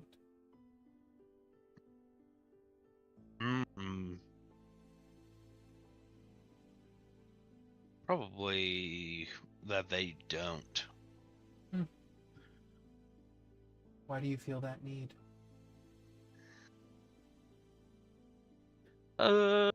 Is it because nothing was ever given to you?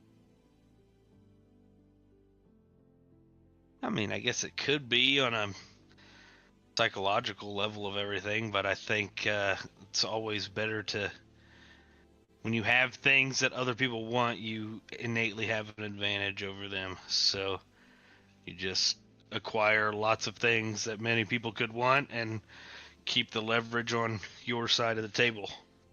Well, I can't offer you I can't offer you wings, but I can offer this back to you. And you see a hand made of like cold gray skin, sort of like appear in front of your chest, and the fist turns and opens, and you see a golden sphere. Just a small, like marble-sized golden sphere. Take it. What is this? A piece that came off your sword that shattered. Okay. Felt like it was nice to return it to its owner. Thank you. You've really meddled a lot more than To be fair, I'm assuming you were having- planning to. To be fair, you did leave a wishing stone in an age where wishing cannot happen, so technically you meddled more. That's fair. I'm just returning it. Well, thank you. You're welcome. And Now you leave. I'm gonna go. Huh? And now you leave because he disappears from Yeah. you. Okay. I'm gonna go find Simour or As you come out of Gideon. As you come out of the door, you hear Gideon in his room across from you actively working out. I will peek in. You see 7 or 8 black inky tentacles wriggling around the room as he is just using them as like push-up bars and pull-up bars. While they're wriggling, so it's even harder on his muscles. It's a tough regimen. He just says to you with just a straight face, "Tough regimen." He sees me walk in. Mid pull-up too, like he's in perfect form. Oh God. I'm just gonna when he says it's a tough regiment, I'm just gonna nod and then slowly shut the door. A tentacle slowly tries to wrap around your leg. Just sort of step out of it. Nope. You shut the door. You see a mixture of sweat and squid ink all over Gideon.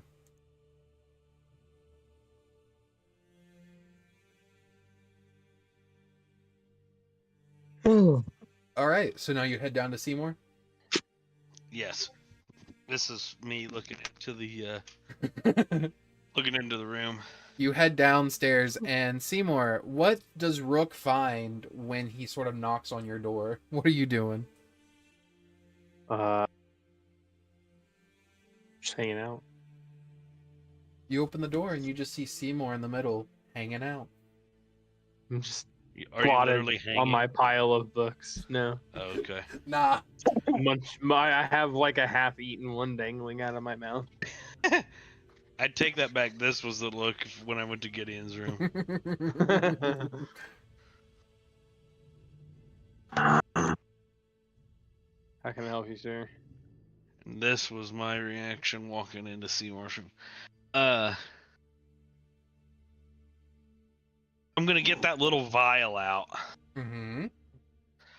and ask him if he can tell me what this is, You see, or if it's even magical. you see Conrad in the corner, handing you a banana. Conrad's here. Mm-hmm. Yeah. Where did you get Conrad? Well, I'm back. He talks now. I'm not a familiar anymore. Conrad? I will take the banana from Conrad. Welcome back. Cool that you can talk now. Yes, I'm really here. If I die here, I actually die.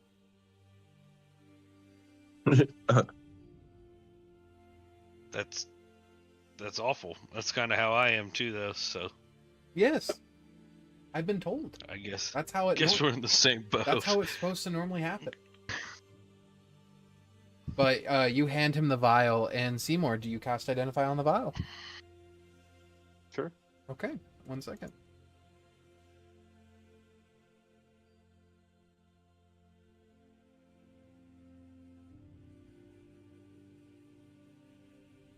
Go.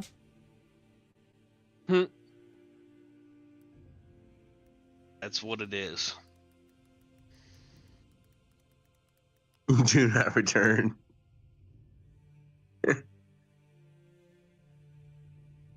Okay.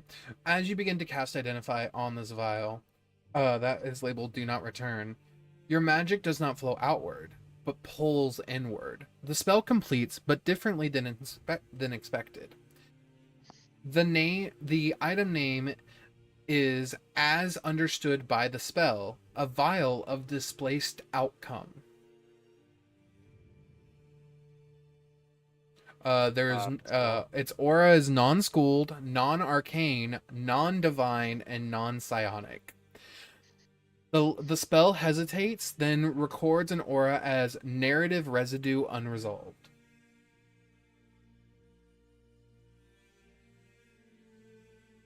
I will just kind of share all of that with Rook. The hell does that mean? I don't know. Can I roll Arcana to try and gain Yes. some understanding? Yes, roll an Arcana check. 24. Damn. With a 24, what you come to the realization is there's no spell at work here. The substance does not it's not contained within the vial. It contains a removed conclusion, specifically a moment that should have happened, a choice that was prevented from resolving, an outcome that reality refused to finalize from a fixed point in time. The contents are what remains when an ending is extracted rather than completed. It clarifies this is not time travel, this is not memory storage, this is not fate. This is what never got to become real, that was fixed. Holy crap. While carried on a person, this is strictly while carried, not while attuned, this is just while it's on you, the bearer is slightly harder to predict. Divination effects targeting the bearer have a small chance to return ambiguous and delayed results. Once per long rest, the bearer may re-roll a single d20 after seeing the result and take a new roll. The original roll does not vanish. It feels watched. The spell, the Identify spell notes the effect is not a benefit.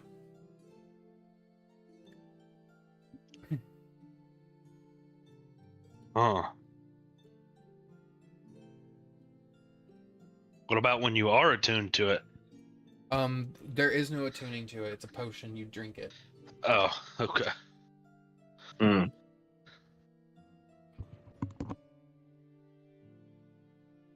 What happens if you drink it? You do not know until you drink it. That's like Russian roulette right there, baby. Yeah.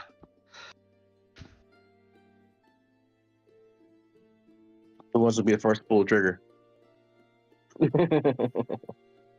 Not me. I do kind of like it making me harder to predict, so I guess I'll just keep it on me. Okay. Conrad walks over to Simour, hands Simour a banana. I'll take it. Conrad leaves, begins to walk around. Don't trip, Conrad. You just hear. Is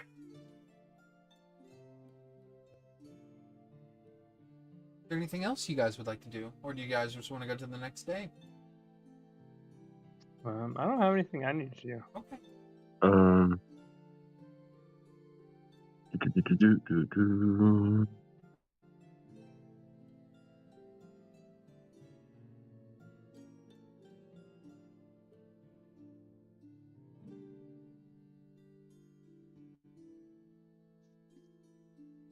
I'm trying to bring this cleric concept to life in front of, like, I did say a subclass to it, but I feel like we have it like truly initiated. So I'm trying to use these 3 days to initiate the cleric aspect of me. Yeah, that's fine. You can just be praying. Like, if you just want to pray and like do like some clerical duties, that's completely fine. I was going to say, yeah, one of the things I would do would be I was going to say use a spell slot for ancestral Ooh, Yeah. yeah. Ancestral communion. Communion? Yeah. Okay. As you begin to cast Ancestral Communion, what do you say before the visage appears? Mm. All right.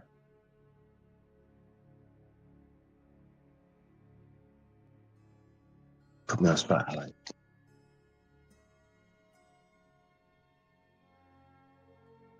I would be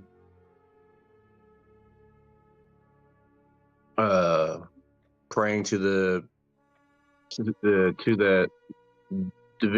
divine line from the past of being the gatekeeper, Mm-hmm. calling out to the gatekeepers of past to guide me, to help me with these troubling times.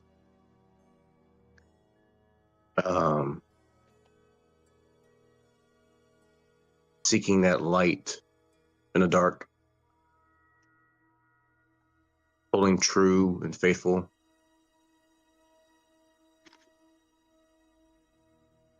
Asking for that presence to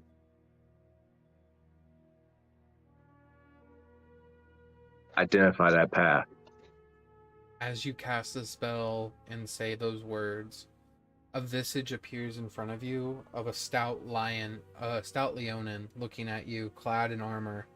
His eyes glow gold, and as he walks to you, gold fumes leach from his mouth, and the only thing you hear as he gets close to you, fear true oblivion.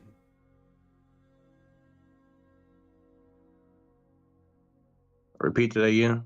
Fear true oblivion. Fear through True. oblivion. True. TRUE. True oblivion. True.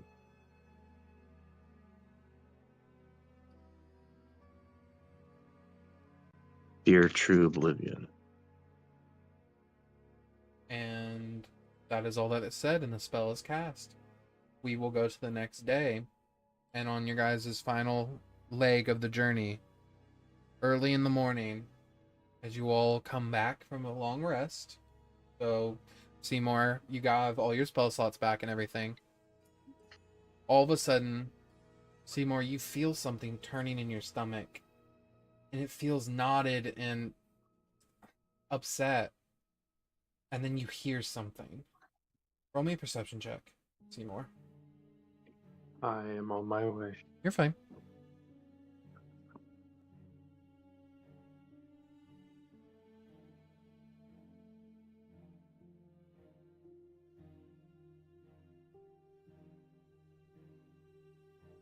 Oh, we're gonna DM inspiration that. That's much better. 25. You hear words being said, but you realize they're being said in a language that you don't understand. Roll me an Arcana check.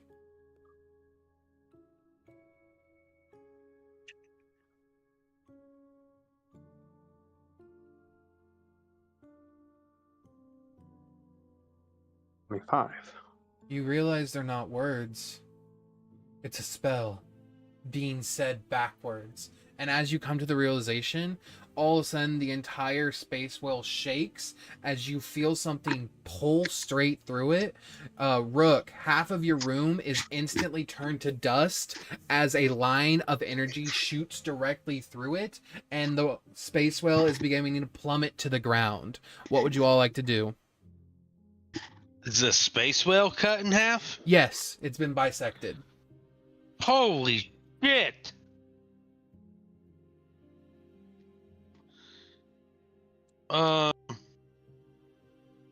We're what, 300 feet off? No, we're 3,000 feet off the air. 3,000. Or up in the air. Yep.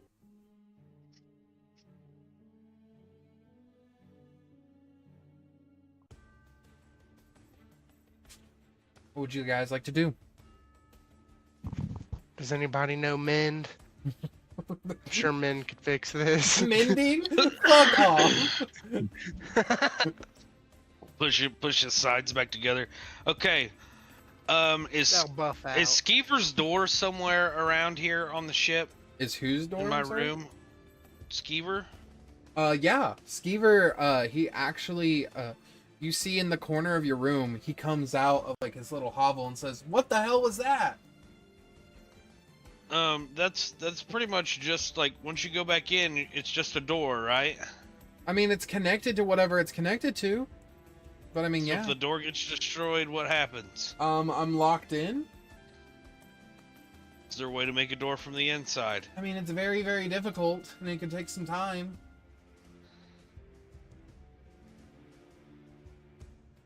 Is there room for everybody in there?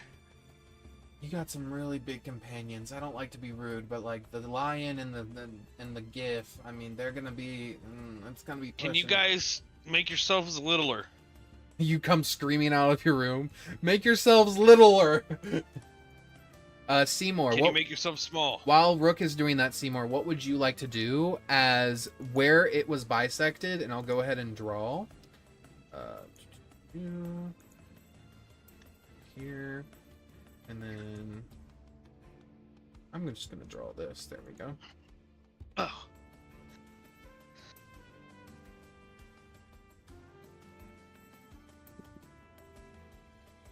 That is all gone.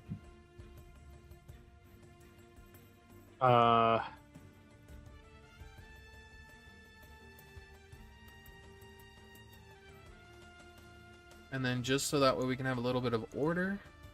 How about everyone roll me initiative? So that way we can just have order.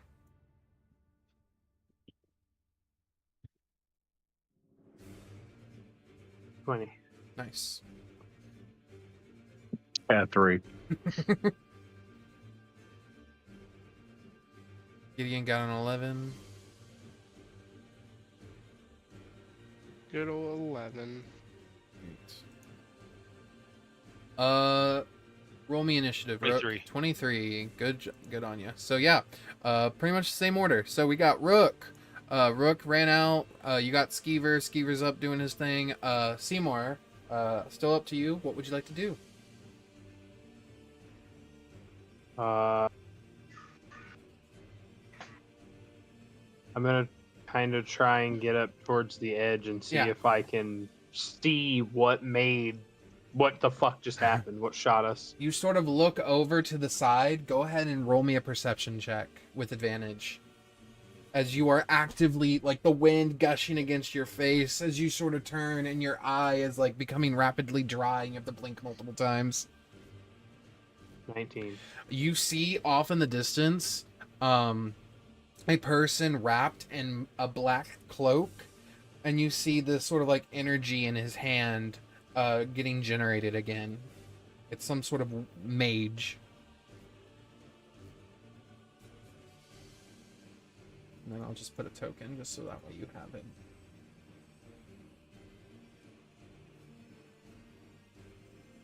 We'll use this guy. We'll use this guy. And then we'll put him over here.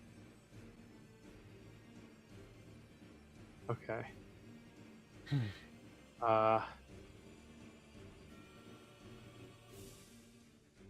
And you said he's charging up. It looks like he's about to blast again. Yes.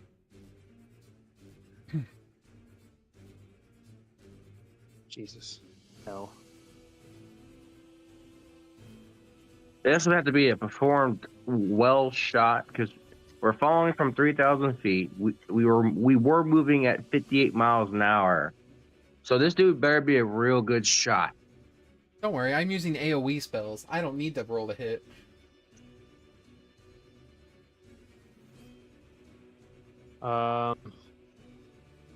I'm going to cast a spell I haven't used yet this campaign. Ooh, I'm ready. I'm going to use a pact slot and cast Spell Signature. Yep. Draw out the potent sense trapped within all magic. Choose a magical effect that you are aware of that's within range. Mm-hmm. And Jesus, hold on.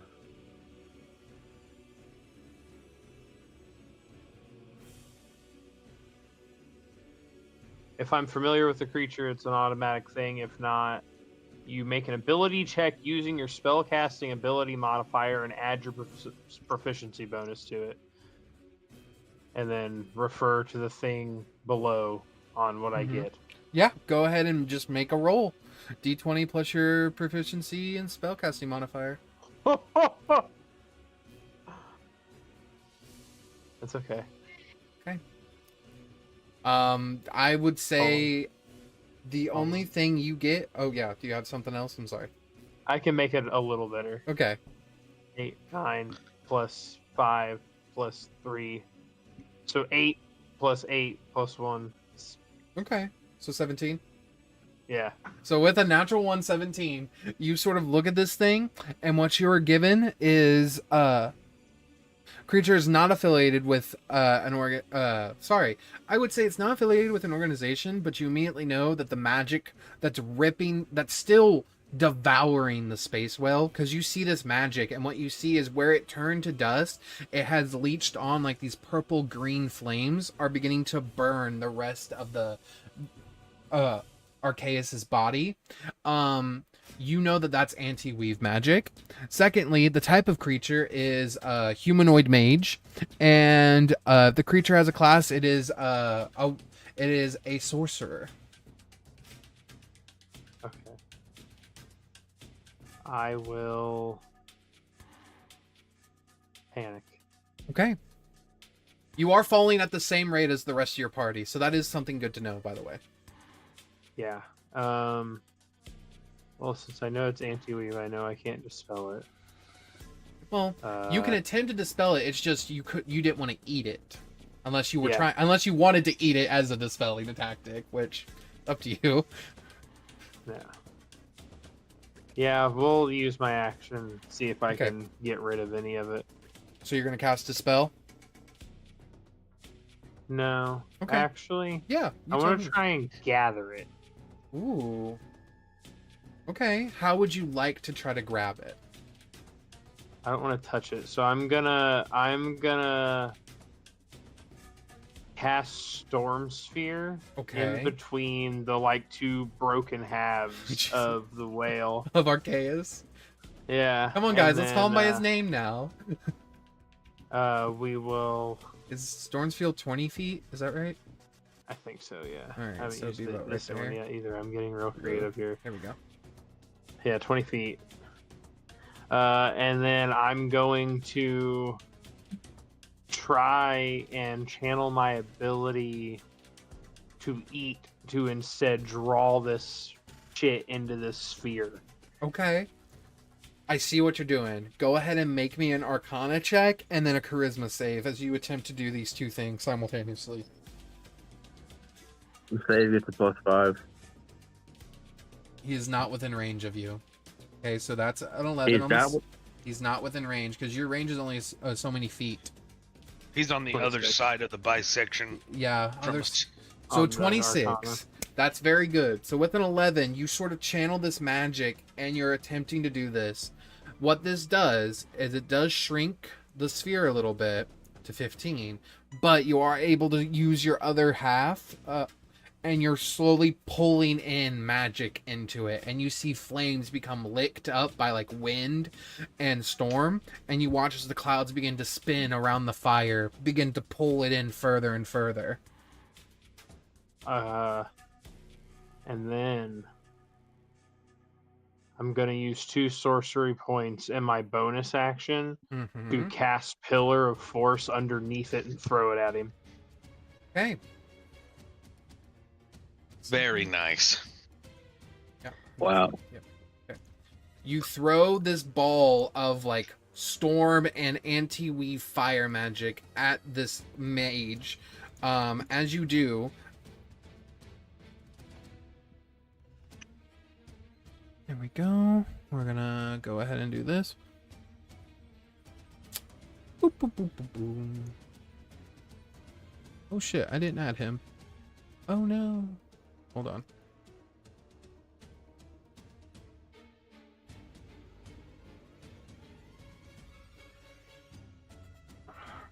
And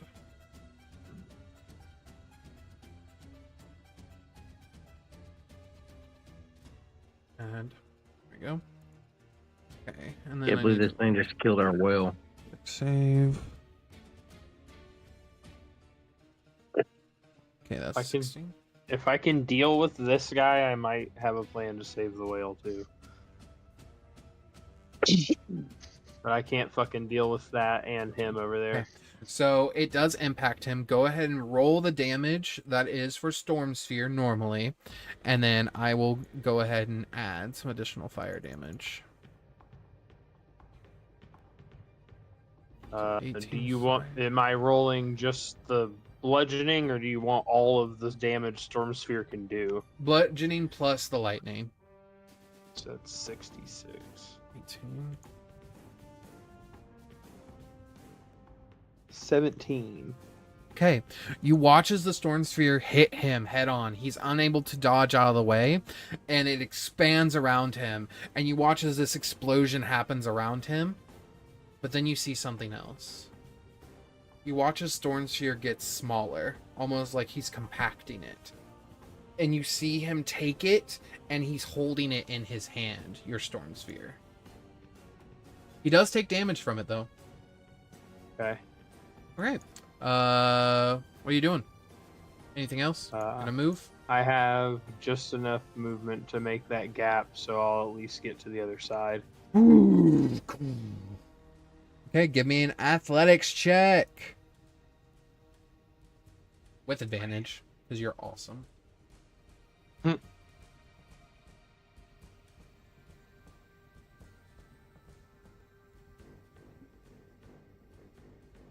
10. Right on the money. Bare minimum, that's what you needed. You come jogging through, and you watch as this mage, as you finish out your turn, so that's action, bonus action, and movement, correct? Yes, sir. That's what I got. You watch him condense your sphere down into his hand, and you see this beam of like light shooting around him, and you watch him hold it up toward you, and you see it go streaking toward you all. Is there anything as like a reaction you want to attempt to do to try to like deflect this like super Yes. collided version? I want to pull out the goblet Okay, and try and get it in front of the beam. absolutely. Go ahead and roll me to get it like perfectly situated. Give me like a dexterity save, and this one you do get a +5. The Bjorn's about right here. God damn. It's only an 11 with the +5. You barely miss it. The goblet absorbs like maybe a third of it, like 1/3, and you see it just impact and explode this like house right next to you, and it goes. And you see as instead of it being lightning and fire damage, it became cold and thunder damage, and it just eviscerated everything in that room. Jesus. If it had hit you straight on, it would have been 12d8 points of damage from the impact. But your Storm Sphere has ended. His action now, he is going to move up as far as he can while flying. So he's going to move to right here, because that's 60 feet for fly. He's going to move right here, and he's going to look over at all of you. You're going to see him pull weave down from his hand. You see like this anti-weave magic begin to generate from his hand, and he is going to do a spell called Consuming Void. There we go. And it's going to start right here.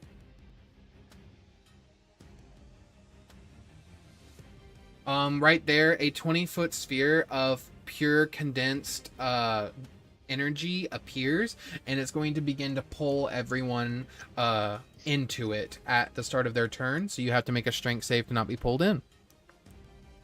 Okay, Skeever. Skeever's gonna make his strength save as he comes running out and immediately gets almost gets pulled. Let's see.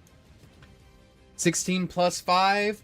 Skeever is succeeded. He gets his rapier stuck in like a part of like the bridge, and he's sort of holding on tightly.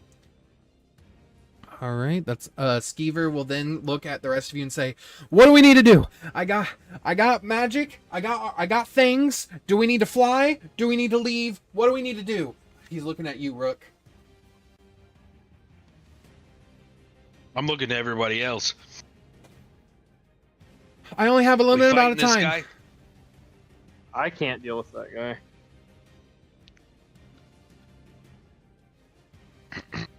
Not currently. Do we just want to get to the ground fast? Did I see his amulet eat that spell? It wasn't an amulet, it's his goblet, but it did eat 1/3 of it. And I mean, yes, you were close enough to see, like, it scraped past the amulet. Part of the amulet is now covered in like frost shards, and then you just saw it explode in the other building. If your cup can eat spells, can it eat people? Yeah, it can definitely eat people. I'm gonna try one thing. Are you trying? And if it doesn't work, then we're gonna be fucked. I have to wait till it's my turn, unless that's not how we're doing it. Well, we are in initiative, so your turn is at the start of initiative. Do you want Skeever to prepare anything? Prepare to help him with that goblet. Okay. Conrad is going to make a strength save at the start of his turn. That's a natural one. Conrad No. gets pulled toward here, and you begin to see as his foot touches the sphere, you watch as him scream out in agony as you see it begin to crush it and rip the hair off of his leg as he is trying to pull himself out of it. Conrad takes 24 points of force damage. He is still alive, though. Jesus Christ. Okay. Giggle. Giggle is going to come out, and she's going to need to make a strength save immediately. 16. She holds on tightly. She grabs onto Zeri. All right. Up next, Giggle is going to look around and say, "Yo, Rook, we doing anything? We fucking up that bitch over there? Put him to sleep. I gotta get close. He's Yeah. gotta breathe in the dust." Yeah, if what I have planned goes correctly, then you put him to sleep. That'll help us out with our situation here. Yeah, I can definitely do that. I just gotta get within 5 feet of him, minimum. I'll make sure of it. All right, she's gonna start pulling out some pixie powder. Okay, up next, Gideon, what are you doing? Giggles preparing pixie powder. Yep. Do you have a way to get her toward him? I can think of a way. I can think of a couple ways with Gideon, to be fair, but that's up to Gideon if he wants to use any of them.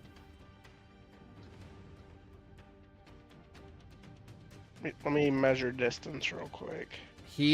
From Is it normal or it is 5 feet. So I did already measure it. He is just within, like 90 feet, but she'll be within 5 feet of him. That's all she needs. She just needs to be within 5 feet. See what I'm talking about? so she's already within range? Well, no. So if you're using the spell that I think you're trying to use, you can use it and get her just within range at 90 feet. Okay. Yeah, I'm gonna vortex warp. Yep. Giggle willingly fails, and you watch as Giggle gets phew. And as soon as Giggle gets within range, you see her go. And we'll see what happens on this guy's next turn once it gets back to him. Is the thing gonna try to pull me in? As soon as you leave the room, it will. Right now, the room is giving you protection from it. It is beginning to collapse around you. Are you I'm going to curious step out? if my belt will make me resist since I can't be forced to move. Do you step outside? Yeah. You step outside, the belt anchors you to the ground, and you don't move. Sweet. But that comes at a cost. You can't move physically. I'm a rock. Yes. That's not a Price of- boulder.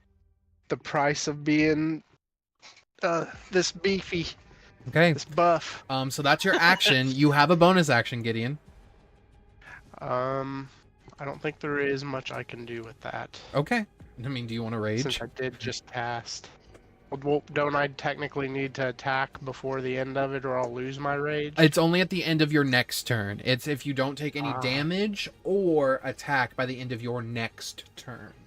You can also use a bonus action to extend your rage, even if you don't attack, as of 2024 rules. Mm-hmm. Very nice. Okay. Just make sure you untick the rages that you've used if you haven't long rested, because technically this would be the start of a new day. Okay. Yeah, I will rage. Okay.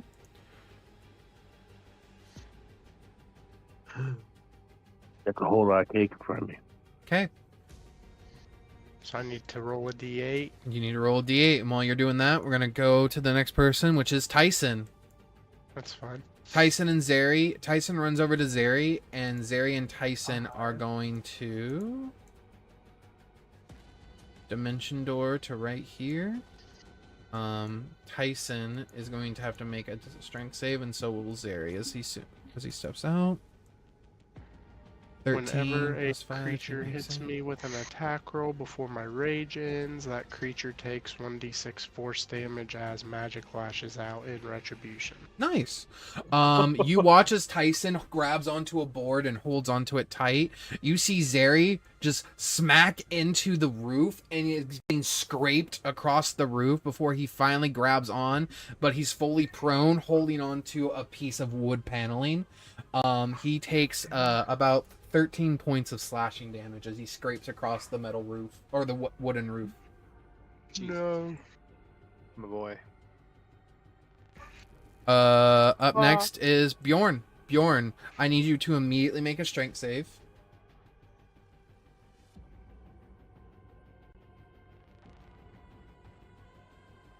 Yeah, 16. 16 will do it. Oh, I'm sorry. No, because your plus 5's already added in, so that's yours. 16 does not make it, and you No. begin to get pulled. No. Yeah? Oh, it's not. It was not. Oh, yeah. My bad. Yeah. Yeah, No. so you... Yep. So I have you- a +9 on that, so that was a 7 plus 9 is 16. I didn't add the +5.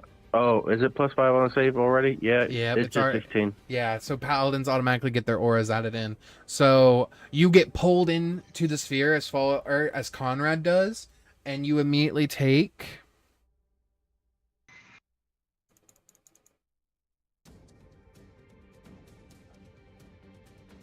22 points of force damage. Boy, that you, did hurt. You have your That action. hurt me. As an action, you can attempt to pull yourself out with another strength save. Or you can do something else if you want. But right now, your movement speed is 0.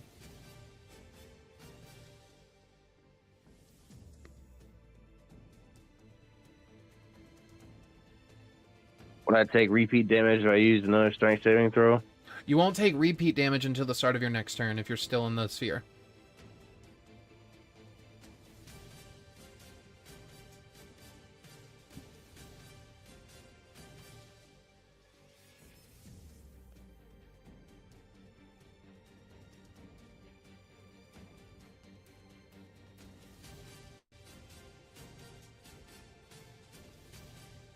There's nothing within reach either. Oh, I didn't mean to move that. You're good, you're good. Here, I got it. I'll lock it down. Oh, right about there. And then lock it. There we Yeah, go. there's nothing within 5 feet of me to reach out to. Oh my god. Uh, Oh my god.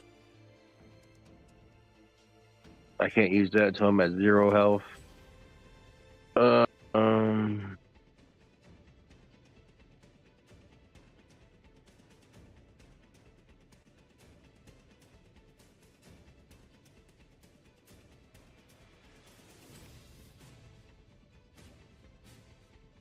Yeah, I'll do another strength saving throw. Give me a strength save. Nat 20. That takes a 29. Would you like to also pull Conrad out with you, or would you like to move 30 Absolutely. feet without Conrad?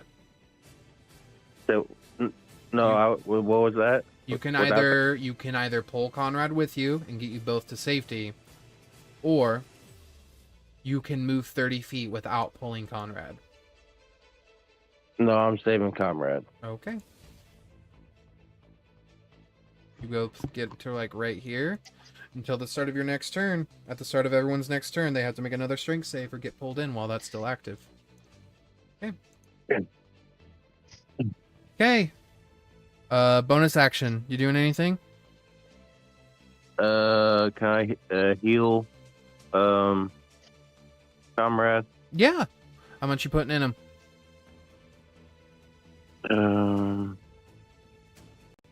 Rook, it's your turn.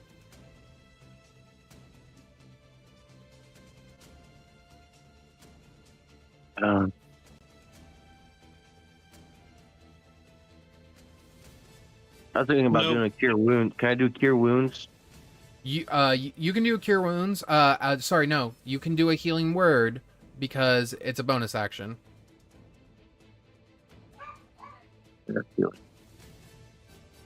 Is I he do. close enough to give me his bonus? Let me see. Oh, the aura. We'll say for right now, yes, he is close enough. Okay. With a 12 I wanna plus do healing 5, that word. is 17. That does not make it. A 17 does 17 not make does, the 17 strength does check? not make it. You fall and you get to right here right in front of Bjorn and Conrad. After you I won't smack cast, into uh, Skeever.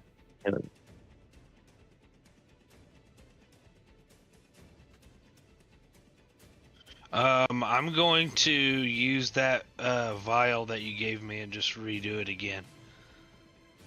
Yeah, that's that. You get one free use of it without drinking it, so it's just a passive effect. 16 plus 5, yes, that will work. You do not get pulled. You watch as the Okay. vial fills up a little bit. Okay. I'll cast healing word on. Conrad? Yep. That's fine. Go ahead and roll your heal. Rook, what are you doing? You got an action, bonus action, and a movement. I am going to We put got all 12. of my... Mm-hmm. Put all of your what? Hold on. Yeah. feel like I gotta sneeze. Sneeze it. Sneeze. Sneeze. Sneeze! It went away. Okay, I'm gonna put all of my everything into this, and we'll see if it works. Okay. I'm going to call on greed. Okay. I'm gonna point greed right at that homie's chest, Mm-hmm. and I want to channel everything that I've got into pulling him over here to us. Okay. So you're gonna use the chains? Just by chains and by sheer will of wanting him over here. Okay. You watch as the chains shoot out. As they make it to him, I have to make a strength save, right? Let me double check here. You're good. I don't remember.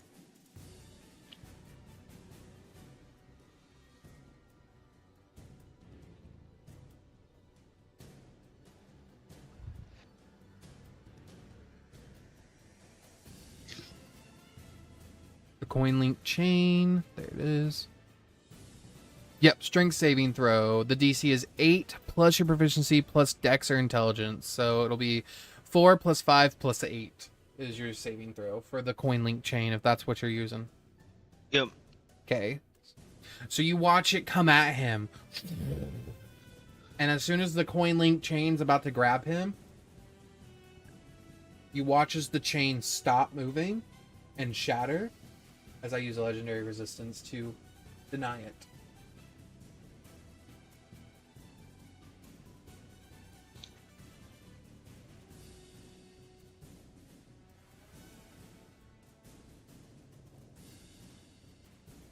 Uh,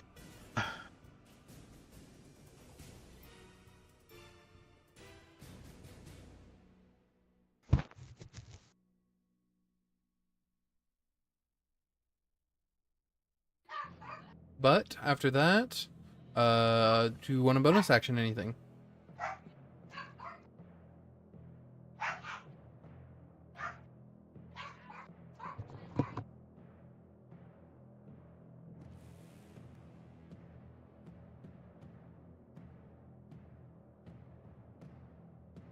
that was my bonus action. Gotcha. Do you want to action anything? Uh,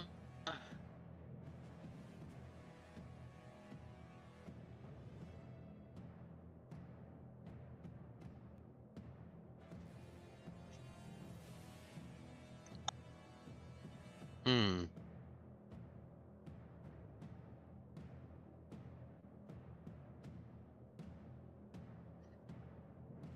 Um.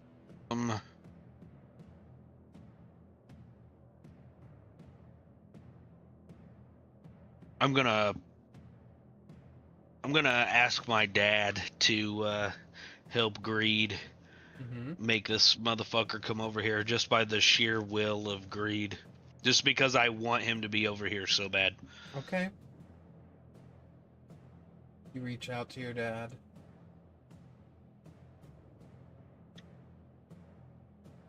And you feel your dad's presence, but then you feel something else. It hurts your head. And you hear what sounds like a chorus of voices, all chanting. And your father says, I can't. As you hear, the will of the worm is endless. Call upon your gods, and we will follow their will. As you hear your own father yell in agony and in pain. Simour, for a moment, you feel your pact magic, your warlock capabilities, fluctuate. But that's Rook's action, his bonus action. Simour, it's your turn.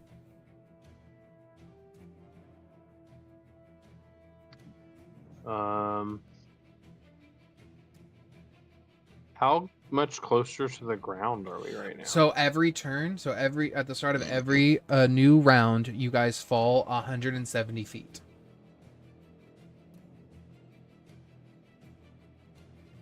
So we're still a long way. Mm-hmm. Yeah, we're 3,000 feet in the air.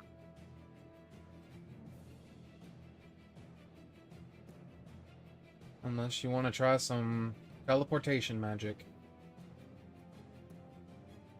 I don't Gotta have say any it will fail.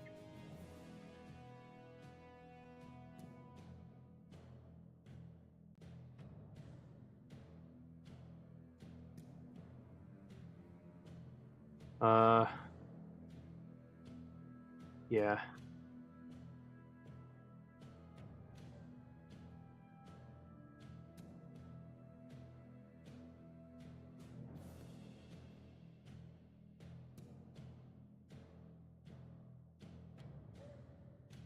Oh, I have to make a strength save, right?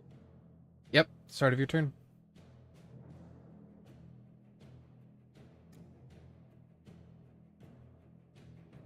Three. You fall back and you get stopped by Gideon because he is a solid mass of a man. Would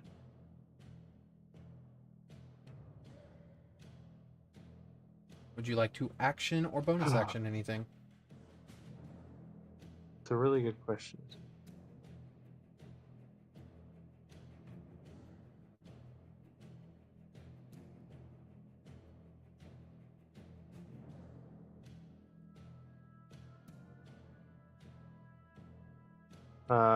I will just try and dispel magic on the orb? spooky zone that's pulling us. Yeah, you turn around while Gideon's sort of like holding you from getting pulled in, and you cast Dispel Magic. Go ahead and roll me a d20, add your spellcasting modifier, and I want you to do this with advantage.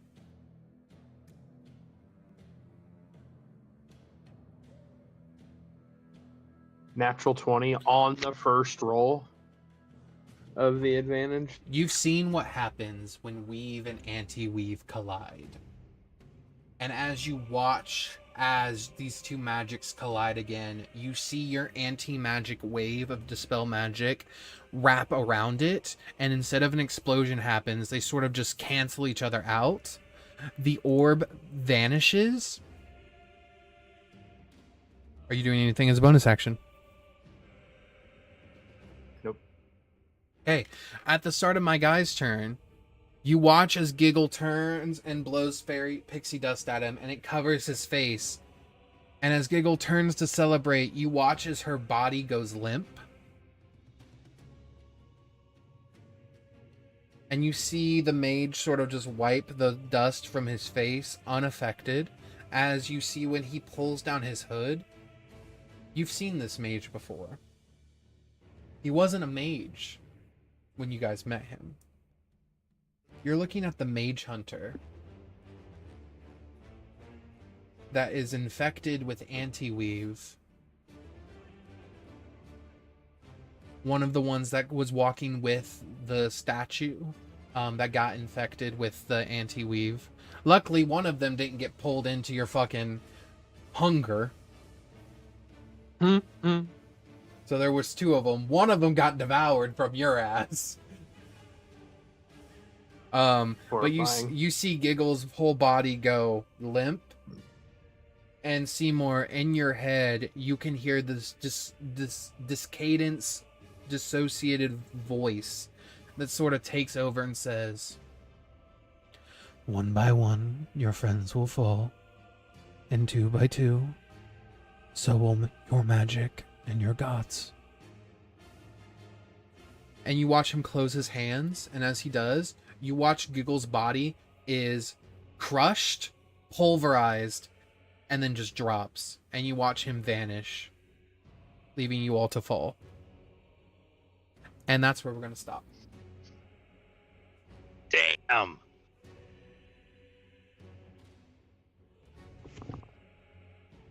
Giggle has died. No. Oh, Giggle's dead? Giggle died. He crushed her body with telekinesis. Jesus. Oh, there was no way I could like spare the dying or There's no spare full the death. There's no spare the dying or anything like that, because she is 90 feet away from you all, and he instantly killed her. There was no saving throws. He killed her. Tiny creatures are very susceptible. But thank you all for I feel watching. like you know way too much about that, Dylan. I mean, I was literally just abusing her to get your name. But thank you all I'm for not even watching, and we'll see you all next time, and see if the party survives their crash landing into... Would you like to tell them the name of the continent? Oh, Zerath. Zerathorn. And where we land? Who knows? But next time, this is where we go. Oh, fuck yeah. Good shit, boys. Mm-hmm.